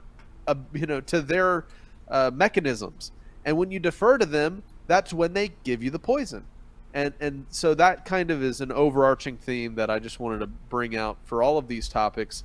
But very interesting, all the things that are coming on the world today, man. I hope you enjoyed our news segment, and that's all I have for this week. Yeah, thank you, Jake, for another great current news. Kind of blew my mind with the UFOs and the AI, and it's much bigger than I thought. Like, it's crazy. It's starting to seem like it's getting out of hand, but that's just my personal opinion. So I appreciate it, man. No problem. So let's play that promo of my mom's book, The Protocol That Kills. Did you know that a government-incentivized hospital protocol has led to the deaths of untold numbers of unsuspecting people?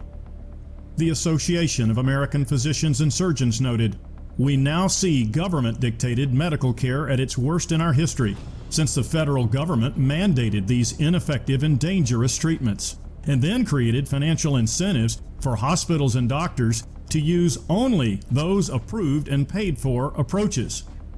The book, The Protocol That Kills, exposes the lethal regimen adopted by hospitals to maximize profits at the expense of patients' lives.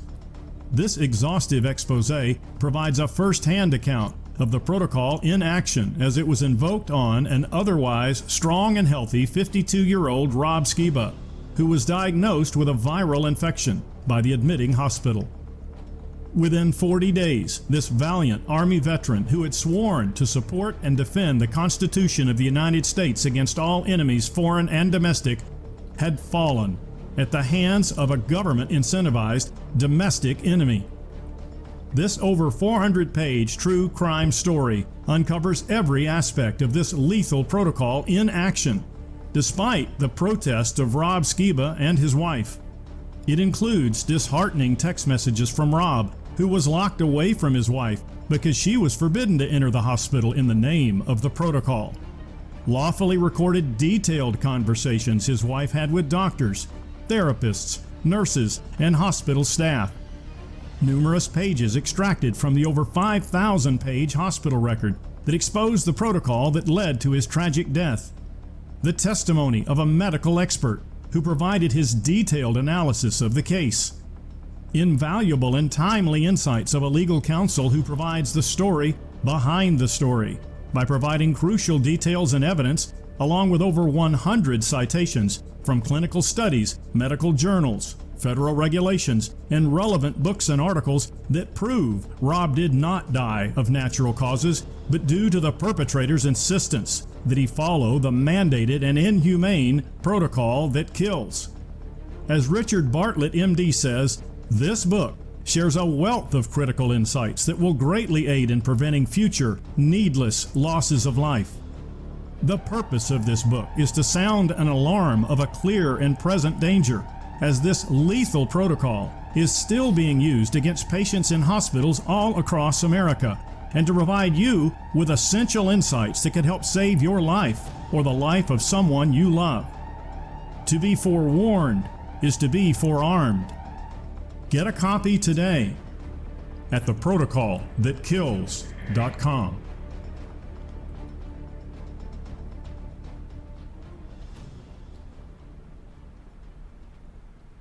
So yeah, find out what truly happened to my dad by getting yourself a copy of The Protocol That Kills, my mom's book, and the links will be down in the description. So I think it's about that time for all new Opus Corner. Take it away, Opa.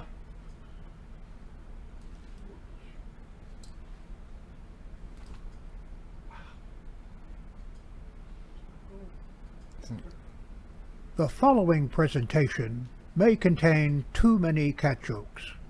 Viewer discretion is advised. This presentation is rated CJ, cat jokes. Parental guidance suggested.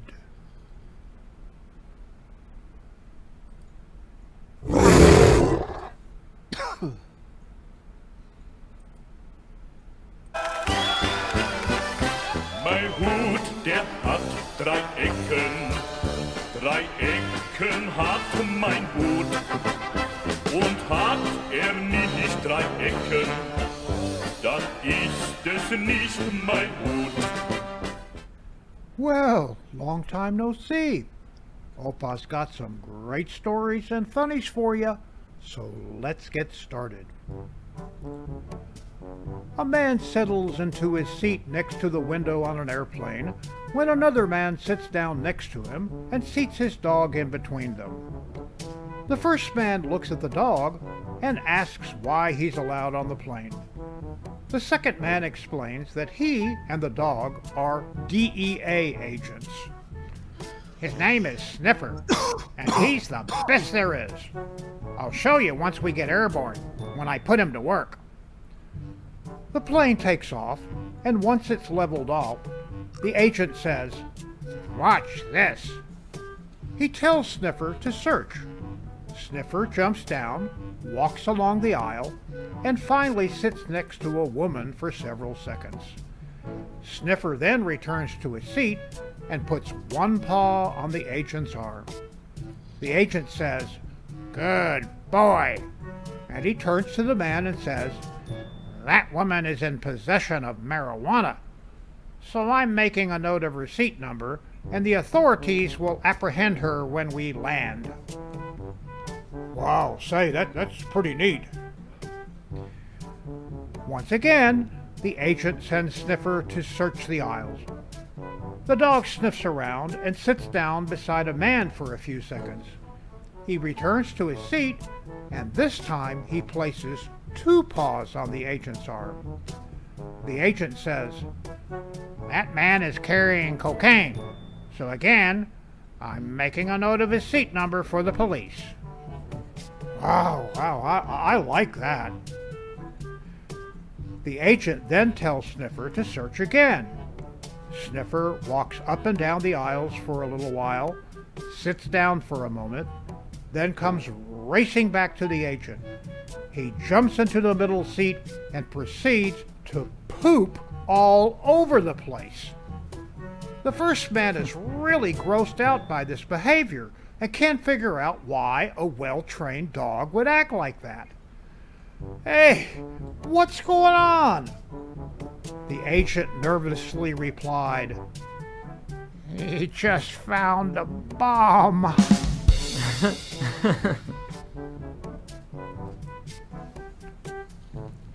There's a frog who has a unique kink. He falls in love with human girls. Of course, no human girl will touch him.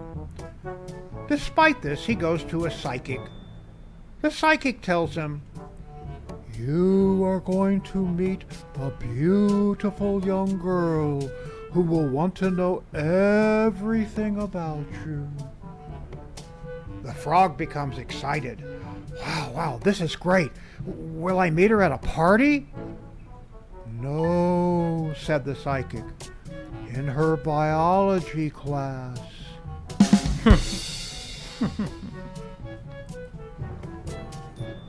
A little girl walks into a pet shop and asks in the sweetest little lisp, "Excuse me, mister, do you keep widow rabbits?" And the shopkeeper gets down on his knees so that he's on her level and asks, "Do you want a widow white rabbit? Or a soft and furry black rabbit? Or maybe one like that widow brown rabbit over there?" The little girl puts her hands on her knees, leans forward, and says in a quiet voice, "I don't think my python really gives a shit."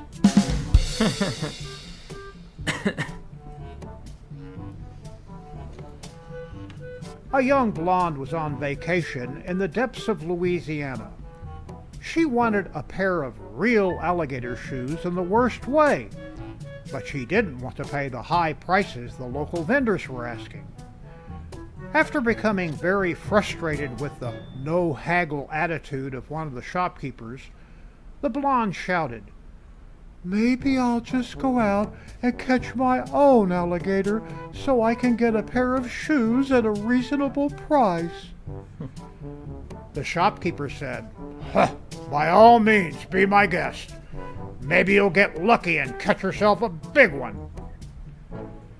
Determined, the blonde turned and headed for the swamps, set on catching herself an alligator.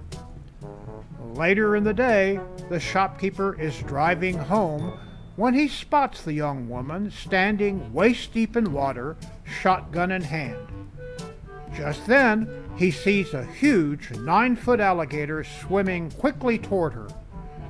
She takes aim, kills the creature, and with a great deal of effort, hauls it onto the swamp bank.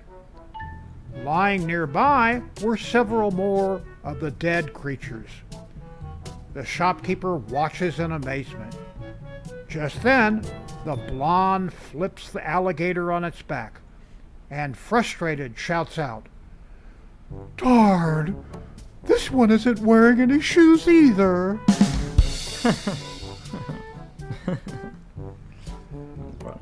An elephant was drinking out of the river one day when he spotted a turtle lying fast asleep on a log.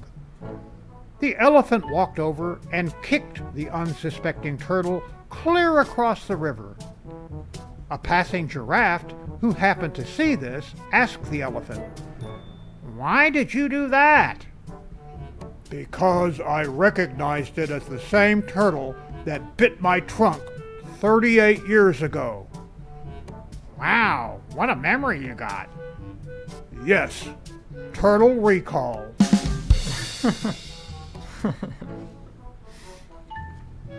A man faces a violation for adding horse meat to the chicken stew in his restaurant. In court, he's asked why he did it and how much horse meat was in the stew. "For the money, of course. I solemnly swear I always keep the ratio at 50-50. While the infraction made many unhappy customers, upon seeing the man's honesty, the judge decides not to revoke his license. However, the judge ruled he must always advertise that horse is part of the ingredients. With a sigh of relief, the restaurant owner pays the fine and walks out of court with his wife and friend. His friend asks him, "Do you really put horse meat, or do you put anything else with the chicken?" "Nope, only horse meat and chicken."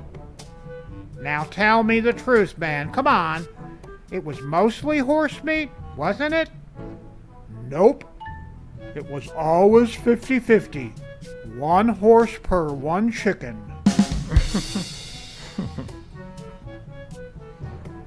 It was a beautiful day at a big national park. A park ranger is giving some tourists a warning about bears. "Brown bears are usually harmless," he said with a smile.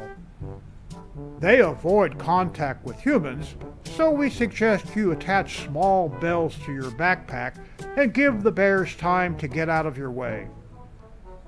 His tone then turned serious. However, grizzly bears are extremely dangerous. If you see any grizzly bear droppings, leave the area immediately. So, how do we know if they're grizzly bear droppings? Asked one of the tourists. It's easy, replied the ranger. They're full of small bells. And now for the funnies.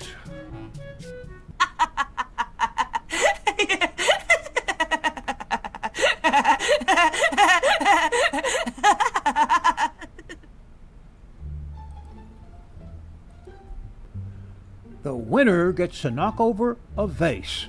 The loser has to stand over the pieces looking guilty.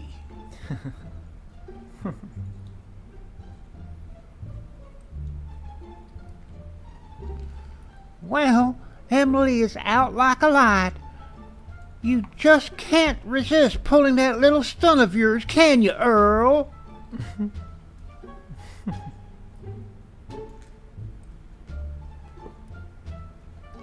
Medieval chicken coops.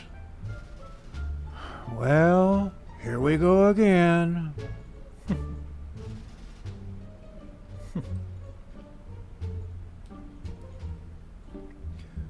When we get back, I'm going to wring De Leon's neck. Youth's Fountain and Snack Bar.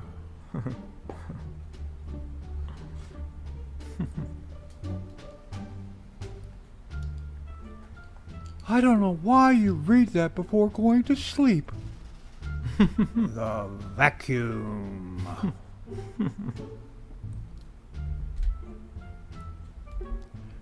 You got to know when to like 'em, know when to bite 'em, know when to walk away, and know when to race.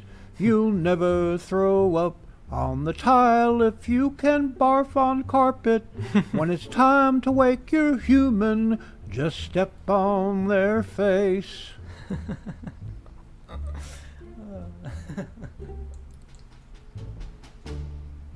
Hold still, Omar.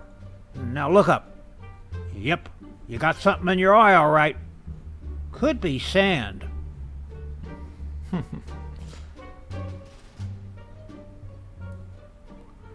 Look out, Tank! It's dang. Never can pronounce those things.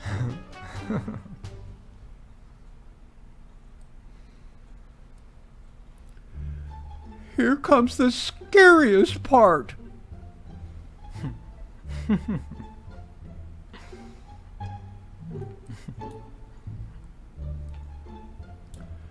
We have to ride this fast, officer. Otherwise, by the time we get there, we've forgotten why we went.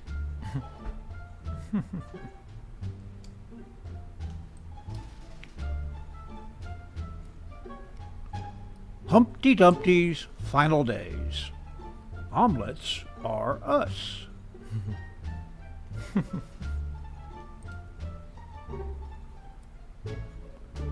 Uh-oh, Donnie. Sounds like the monster in the basement has heard you crying again. Let's be real quiet and hope he goes away. Whomp, whomp, whomp.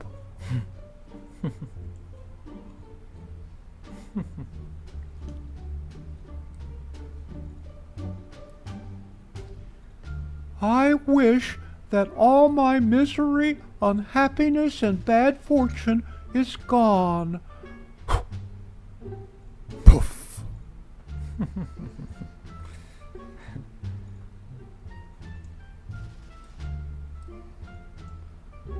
I don't get the lyrics to Bohemian Rhapsody. Well, except Thunderbolt and Lightning. Very, very frightening. Yeah, that part speaks to me. That's funny. Canine cooking shows. I ate them too fast to taste them. Me too. Me too.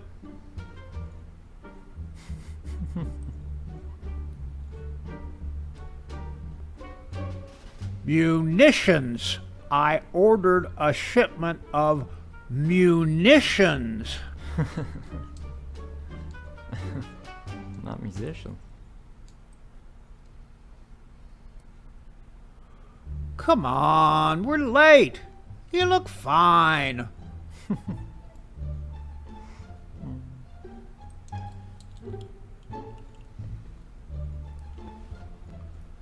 Math-phobic's nightmare. Okay, now listen up. Nobody gets in here without answering the following question. A train leaves Philadelphia at 1 p.m. It's traveling at 65 miles per hour. Another train leaves Denver at 4. Say, you need some paper?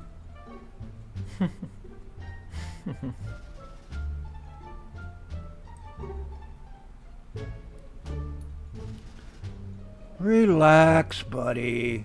They invented the vacuum cleaner, yet I'm still here.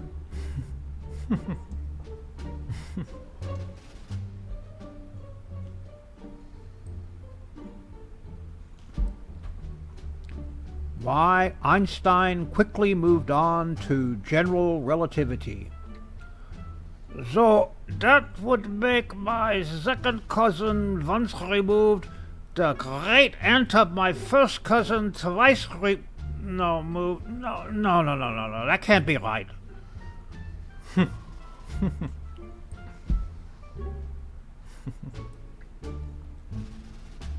Before proceeding, you must identify the image below. House, bed, plane. All of the above.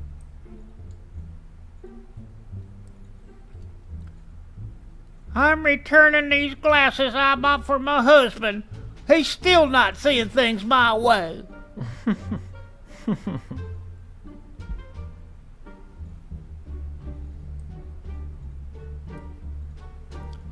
I think the dog wants to go for a walk.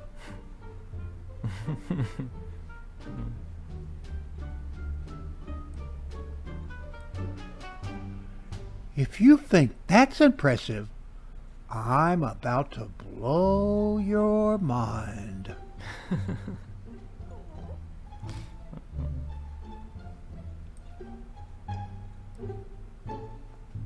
I knew you'd bring it back.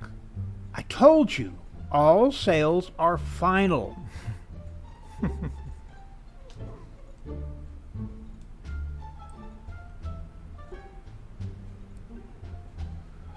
Dear Diary, you'll never guess what I finally caught today.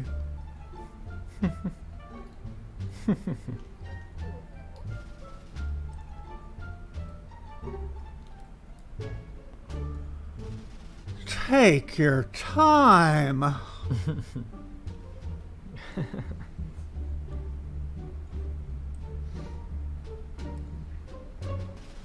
Saturday in the park, I think it was the 4th of July.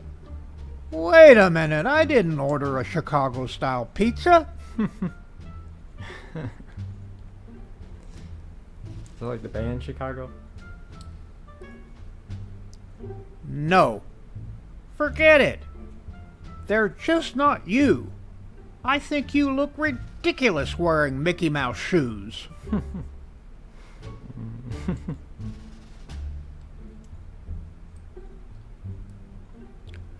The fastest mammal known to man is a dachshund who just heard the word treat. And that concludes OPA'S Corner for this week. Mein Hut, der hat 3 Ecken. 3 Ecken hat mein Hut. Und hat nicht 3 Ecken, dann ist es nicht mein Hut. OPA'S Corner is now available on my own YouTube channel. Like, share, and subscribe. Good job, Opa. Thank you. Let's calm down. Thank you. Thank you. Calm down. Opa, that was a great Opus Corner. Everybody seemed to like it too? Yep. Cool. Thank you, Opa, for another great Opus Corner. Now, a word from our good friend JJ. Are you tired of living in constant pain? Do you feel like you've tried every CBD product on the market with no relief? Look no further than JJ's Natural CBD Rub. When I was diagnosed with degenerative disc disease, this was the only product that completely took my pain away. Working with JJ has been a dream come true, and his products have completely changed my life. Don't just take my word for it. Visit JJ's website, jjcbdrub.com, and read hundreds of testimonials from people whose lives have been changed by all of JJ's amazing products. And now, as a Skiba News Nation exclusive, you can get $50 off a 3-pack special of JJ's Natural CBD Rub by texting CBD to 920-382-7720. Don't suffer in silence any longer. Take control of your pain today with JJ's Natural CBD Rub. Again, text CBD to 920-382-7720 for an exclusive discount and start feeling the relief you deserve. The links are in the description below. Now, JJ's products have literally made my life so much better where I feel like I can get out of bed, and I wouldn't promote something that I didn't believe in, and I believe in JJ's product, all of his products. So just wanted to say that. Thank you, JJ. So it's time for some mystery.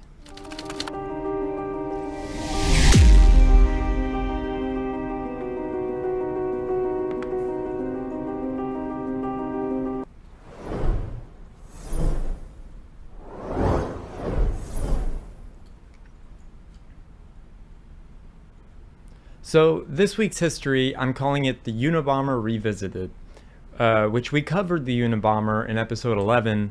He's been in the news recently, so I want to give you like a brief recap of kind of who the Unabomber was if you may not know, or if you do know, here's a little bit of a background. Sorry. Ted Kaczynski, the convicted terrorist known as a Unabomber, died by suicide. That's according to the Associated Press and the New York Times. The 81-year-old was found dead in his cell yesterday at a federal prison medical center in North Carolina. He was given life-saving measures, but pronounced dead at the hospital.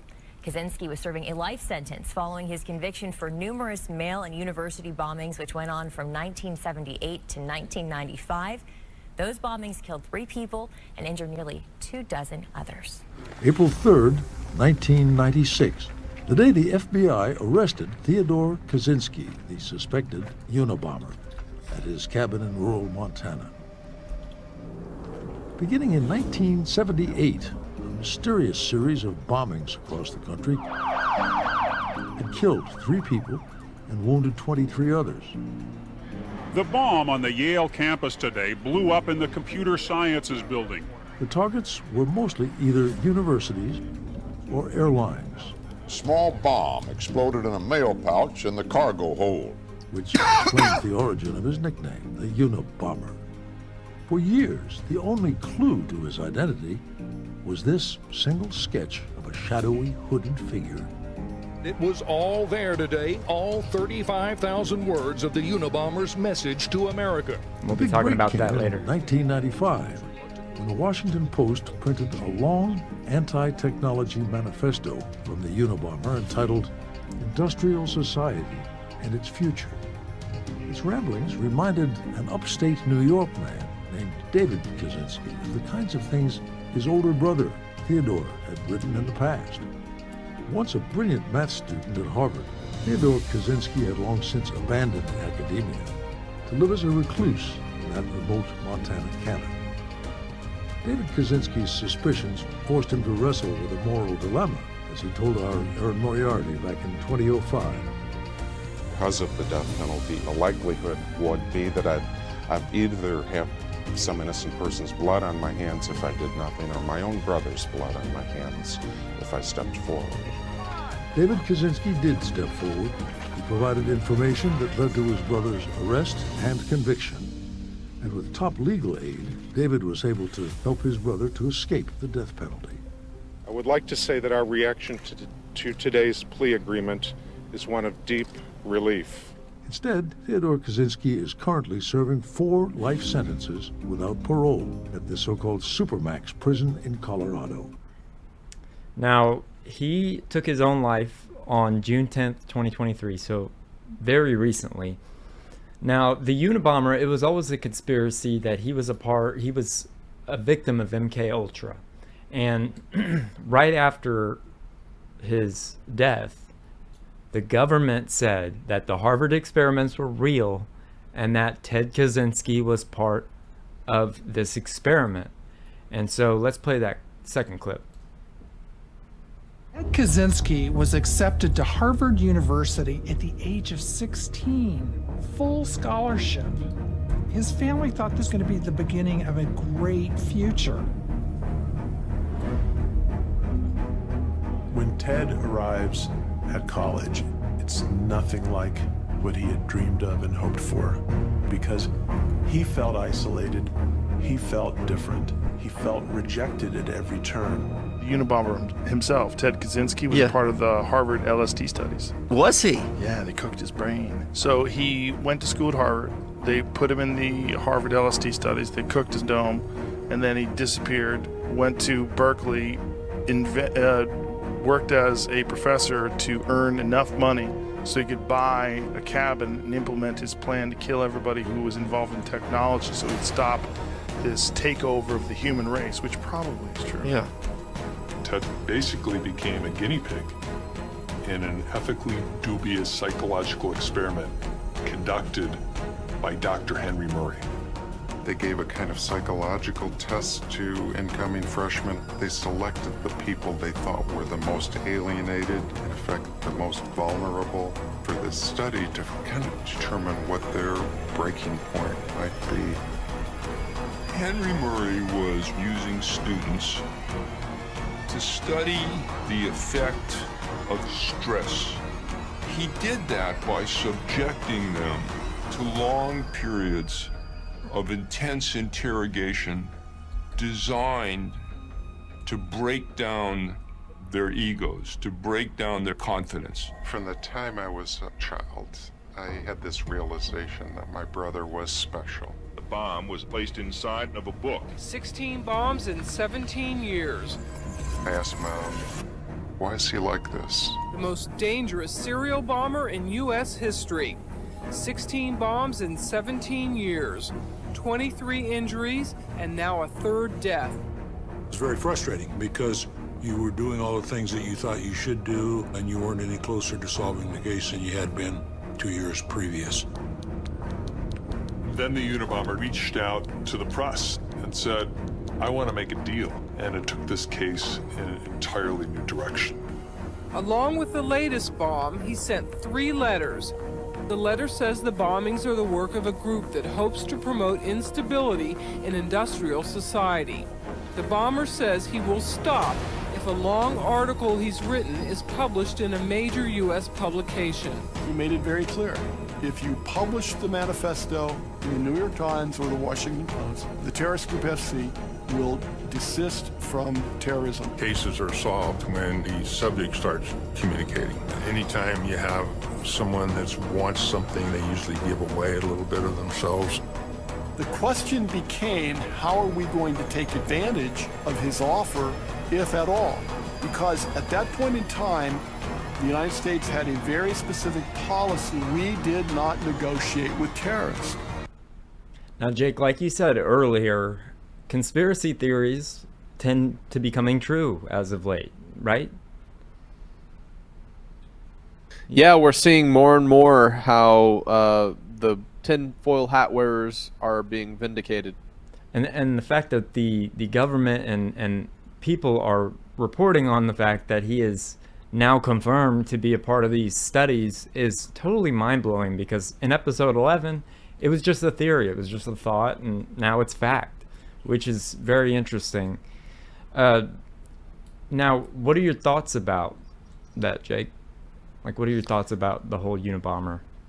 Well, I know it happened. I was never very well read about what his motives were. I just know that he was a prolific secret bomber. He could slip bombs into pretty much any place, and he probably was one of the instrumental figures in creating the modern TSA system that we have today.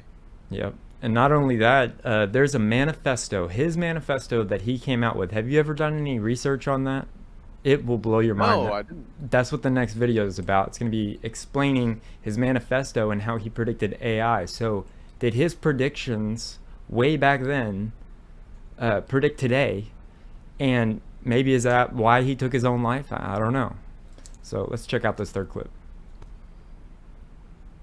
With the sophistication of his bombs growing, so was his infamy, no doubt due to his successful murders. And after almost 20 years of his bombing campaigns, he would finally make the mistake that brought him to justice. In 1995, after decades of terrorism, Ted threatened to commit even more bombings if the New York Times and Washington Post didn't publish his manifesto, the very manifesto that he'd been working on all along. It was titled Industrial Society and Its Future. The essay would go into detail on the dangers of technology and how its progress would lead to the downfall of humanity. When David Kaczynski, Ted Kaczynski's brother, read the manifesto, he realized this writing was nearly identical to his brother's. So David consulted with a linguist, showing him other essays that Ted had written for comparison. The writing styles were an almost exact match, and it was a near certainty that the manifesto was Ted's work. So David immediately brought this information to the FBI. Shortly after, an arrest warrant was quickly drawn up, and Ted was found by the police at his cabin in a very fragile state. Investigators discovered numerous journals which included his criminal activity and explosive manufacturing instruction. They also found sets of bomb parts and even a fully functional explosive device that was ready to be shipped out. David wanted to keep his involvement in Ted's arrest a secret, and when he contacted the FBI, they had assured him that he would remain anonymous to both Ted and the public. However, his involvement was leaked to the media and became public knowledge soon after. Now that Ted was facing justice, it seemed like he would receive the death penalty, after he refused to plead insanity despite his lawyer's advice. However, eventually he took a plea deal, agreeing to admit to the crimes and give info on them. By doing this, he avoided capital punishment, but was still given 8 life sentences and will spend the rest of his life in prison. Now, for all the things you can say about Ted Kaczynski, you certainly can't call him ineloquent. Despite being in prison long before technology and social media truly took over society, many of the points that he made still apply today. In a lot of cases, his predictions are now even more accurate than they were back when he wrote them. He was thinking extremely far ahead of the times. Along with being a genius mathematician, Ted also had a solid grasp on social psychology. He understood how easily individuals as well as groups of people can be influenced by powerful organizations. Throughout the manifesto, he would write about the increasing threat of totalitarianism through technology and how it would restrict human freedom. He argued that even people living under past monarchies and dictatorships had more personal freedom than those in modern society, because previous totalitarian regimes lacked today's tools to enforce their rulings. They didn't have the technology. In contrast, we now have things like rapid modern police forces, rapid long-distance communications, surveillance cameras, and dossiers of information about pretty much everyone, especially with apps like TikTok, which track every little swipe you do, every photo, every website search, every keystroke, everything about you being stored on a database, and God knows what else. And all of this technological progress and increased information in the hands of governments makes physical coercion much easier. You see, Ted then predicted that along with these tools, large organizations would soon be armed with an arsenal of advanced psychological and biological systems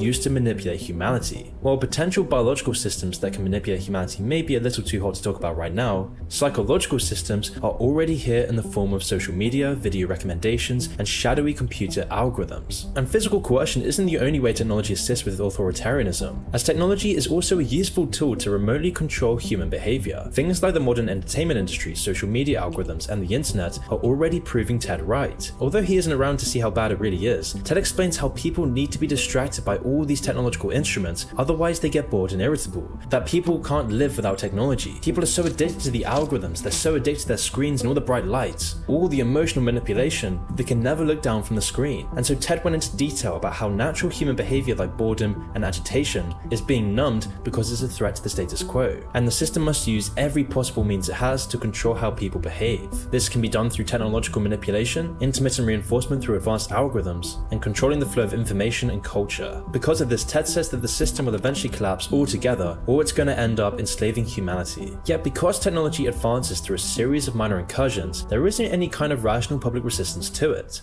This is likely part of the reason why Ted took the drastic measure of mailing bombs to get his message across to the public. And he also explained that the freedom of press, and now the freedom of technology, is largely useless to the individual, as social media, the press, is all controlled by major financial interests. In order to justify his killings, he explained that to make a lasting impression, he had to kill people, which obviously was a massive mistake on Ted's behalf, and something that I think we can all condone. But Ted stated that if he never did anything violent but still published his work, it's likely that barely anyone would have ever read or heard his message. Which is a very unfortunate reality, because it's much more interesting to talk about the manifesto of a serial killer rather than just some essay about the problems of technology and the impact it has on society, something that Ted obviously recognized. But again, obviously I would disagree with his methods here. The killings he did were completely unjustified, and just trying to kill people is just a sick idea. But within the madness, there's obviously some tangents of truth to Ted's manifesto. For example, in recent years, Ted wrote a letter mentioning something that he called the swamping effect. With the average person's short attention span combined with the vast amount of available information, this allows large organizations to easily exert their influence over the public. How? Through technology, the pressures and moral codes the society projects are more prevalent today than they were ever before. Quote, over-socialization is the term Ted coins for this issue, where individuals are trained to think whatever society tells them to, keeping people on a psychological leash to modern society. One of the endgames of technology that Ted feared the most was the complete, quote, socializing of human beings, where they would become so docile and compliant that none of their behavior would threaten the system. This kind of obedience is a concept that Ted often talks about in his manifesto, and he explains how this trait is clearly beneficial to have in modern society. He sums up the point pretty succinctly by saying, quote, in our society, people do not satisfy their biological needs autonomously, but by functioning as part of an immense social machine. It doesn't take that much effort to satisfy one's physical needs in an industrial society, only that they have a moderate amount of intelligence and are most importantly obedient. However, people's spiritual and psychological needs are starved, creating a poverty of the soul. And because of the comfortable lack of effort that is required in today's society, Ted says that this is killing, quote, the power process. Now, Ted describes this power process as having a goal, attaining the goal through effort, and having the agency to complete that goal, something that is hardwired into our primal brains. And yet, this power process is now being destroyed. With the increasing restrictions imposed in modern society, this is causing people to create, quote, surrogate activities, which means instead of tangible goals like physical necessities, people spend their time creating artificial goals for themselves to complete. Ted argues that this is the reason why so many social critics of the late 20th century talk about the sense of purposelessness afflicting so many people in modern society. These artificial goals are pretty much required in modern times, since not having any goals will cause serious psychological problems. This is a process that even Marx talked about called commodity fetishism. All these societal trends then take us away from the natural essence of human life. Instead of close-knit communities or tribes, the security and community of an individual is now controlled by remote people and organizations that are so large that they become almost abstract. Ted then states that this creates a lack of personal agency, as the system has to closely regulate individuals to function properly. And to do this, it must impose artificial conditions that are unnatural and disconnected from normal human behavior. And then this creates even more psychological problems for humanity. As Ted explains throughout his writings, that the negative impact industrial society has on the human psyche is now becoming disastrous. You see, he separates the human psyche from the term mental health, as he describes the latter as, quote, defined largely by the extent to which an individual behaves in accord with the needs of the system, and does so without showing signs of stress. Since the system decides what constitutes sickness, any manipulation of an individual to adjust and integrate them into modern society is then seen as a cure and therefore good. For example, that's why Ted attributes pharmaceuticals like antidepressants as a means of controlling human behavior, and he's not entirely wrong. I mean, one of his most striking quotes is that imagine a society that subjects people to conditions that make them unhappy, then gives them drugs to take away their unhappiness. And I think this line is now more relevant than ever. Instead of actually fixing problems that cause psychological issues, large organizations focus their efforts on developing and distributing drugs to remedy the problem and making a profit from it. Ted then states that this method allows people to, quote, tolerate social conditions that they would otherwise find intolerable. And Ted was obviously not one to tolerate these supposed intolerable social conditions, as he spent the majority of his time alone in a small cabin in the woods. He was a very isolated individual and wrote extensively on the damage crowds do to the human psyche, stating that excessive population density and man's isolation from nature are part of the abnormal social conditions imposed in modern society, which is then compounded by excessive rapid societal change and the breakdown of small-scale communities. For Ted, the only way to break out of the modern societal cage was through a revolution, one that would destroy industrial-scale technology altogether. While something like like this is almost impossible at this point, his ideal was kind of in the right place, proposing a concept of wild nature, where he would advocate for things like oceans and forests to be independent of human management. Ted was also an advocate for what he called the human side of nature, an ideal where all aspects of a functioning human are not subject to or regulated by any organized society, but instead by their own free will. And so while Ted had his perceived reasons for doing what he did, mailing bombs didn't exactly accomplish his endgame of starting an anti-tech revolution, and I'm sure we can all agree on denouncing his awful, awful atrocities. Bombing aeroplanes, bombing normal people, and any other form of murder is completely reprehensible, but Ted has undeniably left an impact on the modern society that he hated so much. So, what are your thoughts about that, Jake? Does he sound like a crazy person in his manifesto? Really doesn't. And honestly, comparing what we talked about in our news today and what you shared in your segment there, man, it's so insane how on point a lot of those things were. So I don't know if that gets us flagged, but yep. Now, what did he know something? Do you think, was he trying to warn us of something that he knew that was happening, or did he just see things happening that would eventually turn into what it turned into? That I don't know. I mean, what do you think, Opa? I'm not sure. Opa, what are your thoughts? I'm not sure either. Do you think he sounds like a crazy person? No, I think that I think he sounds like a person who has been thinking through a lot of events that were happening around him and kind of projecting them into the future. And what he saw was going to be into the future. I think he was a very brilliant person. Mm-hmm. Well, I'm not in any way condoning his actions. I think everything he did was wrong. I'm just going to clarify that. I'm not trying to, make him seem like a good guy, but if he could get that message out without bombing, that would have been ideal. But he just didn't have a platform. And those are my thoughts about it. So that's all I got for history. I hope you guys enjoyed. And before we move on, I'd like to share with you guys our new partnership with a company called Next Wave Probiotics. So check out this clip. Next Wave Probiotics is an all-natural liquid probiotic made right here in the DFW Metroplex. Take 1 to 3 ounces daily to support your microbiome and immune system. Try it the next time you have heartburn. Drinking 5 ounces can relieve heartburn symptoms in 15 to 20 minutes. Order directly from Next Wave Probiotics. Their website is nextwaveprobiotics.com and enter code Skiba at checkout for $5 off every 32-ounce bottle you buy. Now, I wouldn't sell you guys a product that I didn't personally believe in. Both me and my mom have both tried it. My mom, it only took about 15 minutes to get rid of her stomach ache, and about 10 minutes for mine. So get yourself some Next Wave Probiotics today at nextwaveprobiotics.com. Now, if you care about your health, try it out because it really does work. Anyways, back to the show. Jake, you got some good memes for us today? I got some great ones. Looking forward to sharing. All right, let's meme me up.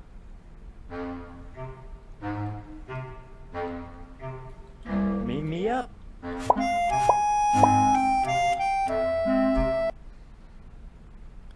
Alrighty. Well, thinking back the past few years, these are the only shots that I'll be taking, if you know what I mean. All right, here we go. My friends, please don't make a scene. Me, split the Red Sea. That's what we're doing with our disruptive meme culture, bro. Yep. All right. Catholics, Mary remained a virgin her whole life. Joseph. All right. Mama, don't let your cowboys grow up to be cowgirls. Amen. All right. Can you pass me the Worcestershire sauce? The what? The Worcestershire sauce. Are you having a stroke? The Worcestershire sauce. Worcestershire. All right.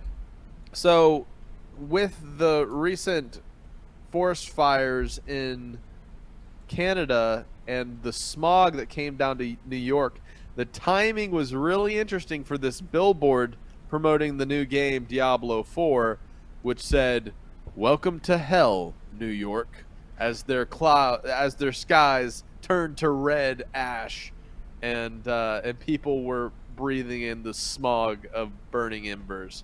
That's crazy. So, me getting executed in 2030 for being straight. YouTube tutorial video. Hello guys. Today I'm going to show you some simple beginner guitar chords. The chords. That's so true. I know this is true. I've been a not good guitar player for most of my life. Man, if only I could get the things that I see to stick around. I'd love to play guitar better. Opus was great. Opus still is great. I don't know how awesome. he does Maybe it. next time we come visit, you'll have to give me some pointers, Oprah. Don't play. Don't play. All right. When you hear the pastor talking about everything but the Bible, I'm out. Peace. Well, this is the guide to church handshakes. This is the bone crusher. Hello. I'm really insecure, so I'll crush your hand. Here's the two-hander. Hello. That's close enough. Here's the dead fish. Hello. I'm creepy. And here's the halfway. Hello. I'm a princess. Just remember, an unemployed jester is nobody's fool. Mm-hmm. One nation under fraud, clearly visible, with bribery and corruption for all. You're gonna have to send me that one. That'd make a good T-shirt. Yeah, that's a good one. Here's the fork. Here's a tactical fork. Here's an assault fork. And here's a fork after fork control legislation. A spork. A spork. Apparently, there's a third option between What? burial and cremation. That can't be real. It's a hearse pulling a wood chipper. That's so gross. Oh, man. Here's Frying Nemo, the fish and chips restaurant. That's clever. Frying. Are you going to continue to post stupid memes? Yeah, boy. When shorter people see someone shorter than them. Hey, look at this guy. Joe Pesci syndrome. Putting lol when you didn't really laugh is lying. Repent. Oh, I must repent. I do that all the time. I often do that as well. I laughed in my mind, though. Does that count? Internal laughing. I don't Yeah. know. But laugh out loud is Oh, laughing out loud. So laughing in loud would be lil. Whatever. Me at 3 a.m. imagining how I would do CPR on a giraffe instead of sleeping. That's a good question. I guess it's a two-man job. I would hope so.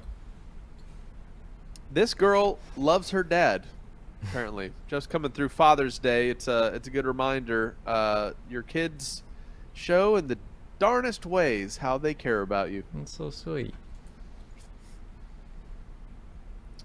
When you're told not to give your baby honey under the age of 1, but are encouraged to inject them with known neurotoxins instead. Huh. All right, when you're fighting a lion in a river and both of you see a crocodile. Oh, man. I've got peace like a river. I've got peace like a river. I've got peace like a river in my soul. And the river is this river. Woo! Oh, man. Turn back. Something has gone wrong. That's pretty funny. Oh, man. And, didn't kill himself, did kill itself. Yep. Pushing all their wokeness. Teens at 60 BC. I have returned from gladiator training and am ready for my arranged marriage. Teens now. Mom, Timmy called me a he.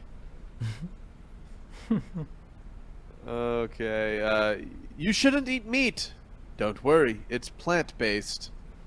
That's awesome. Which plant? The meat processing plant. Oh man. All right, last one. How people who bring paper Bibles look at people who use smartphone Bible apps. Well, I'm a smartphone Bible app guy, so I guess people are looking down on me for my technological advanced Bible reading, I guess. I don't know. All right, Jeremiah, that's all the memes for this week. All right, Jake, thank you for another great current news and memes as always. Opa, thank you for another great Opus Corner. We hope you guys enjoyed today's episode. Never quit fighting, let no man deceive you, and thank you for standing alongside us as we continue our quest for truth. Subscribe and stay tuned. If you would like to submit a story, topic, or have any other inquiries, please email submit@skibanewsnation.com. Also, you can email Jeremiah Skiba personally at jeremiah@skibanewsnation.com. Also, email Jake personally at jake@skibanewsnation.com. If you want to write us a letter, send us something, help support us, or just say hi, please send your letter to Jeremiah Skiba, P.O. Box 560-271, The Colony, Texas 75056. If you write us a letter, I'll do my best to write you back.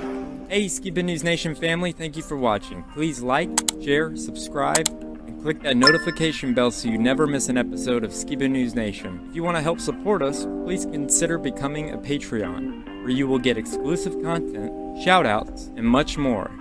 And you can also support our channel by getting yourself some new Skiba News Nation merch. Thank you for coming on this journey with us as we continue to stay on the quest for truth.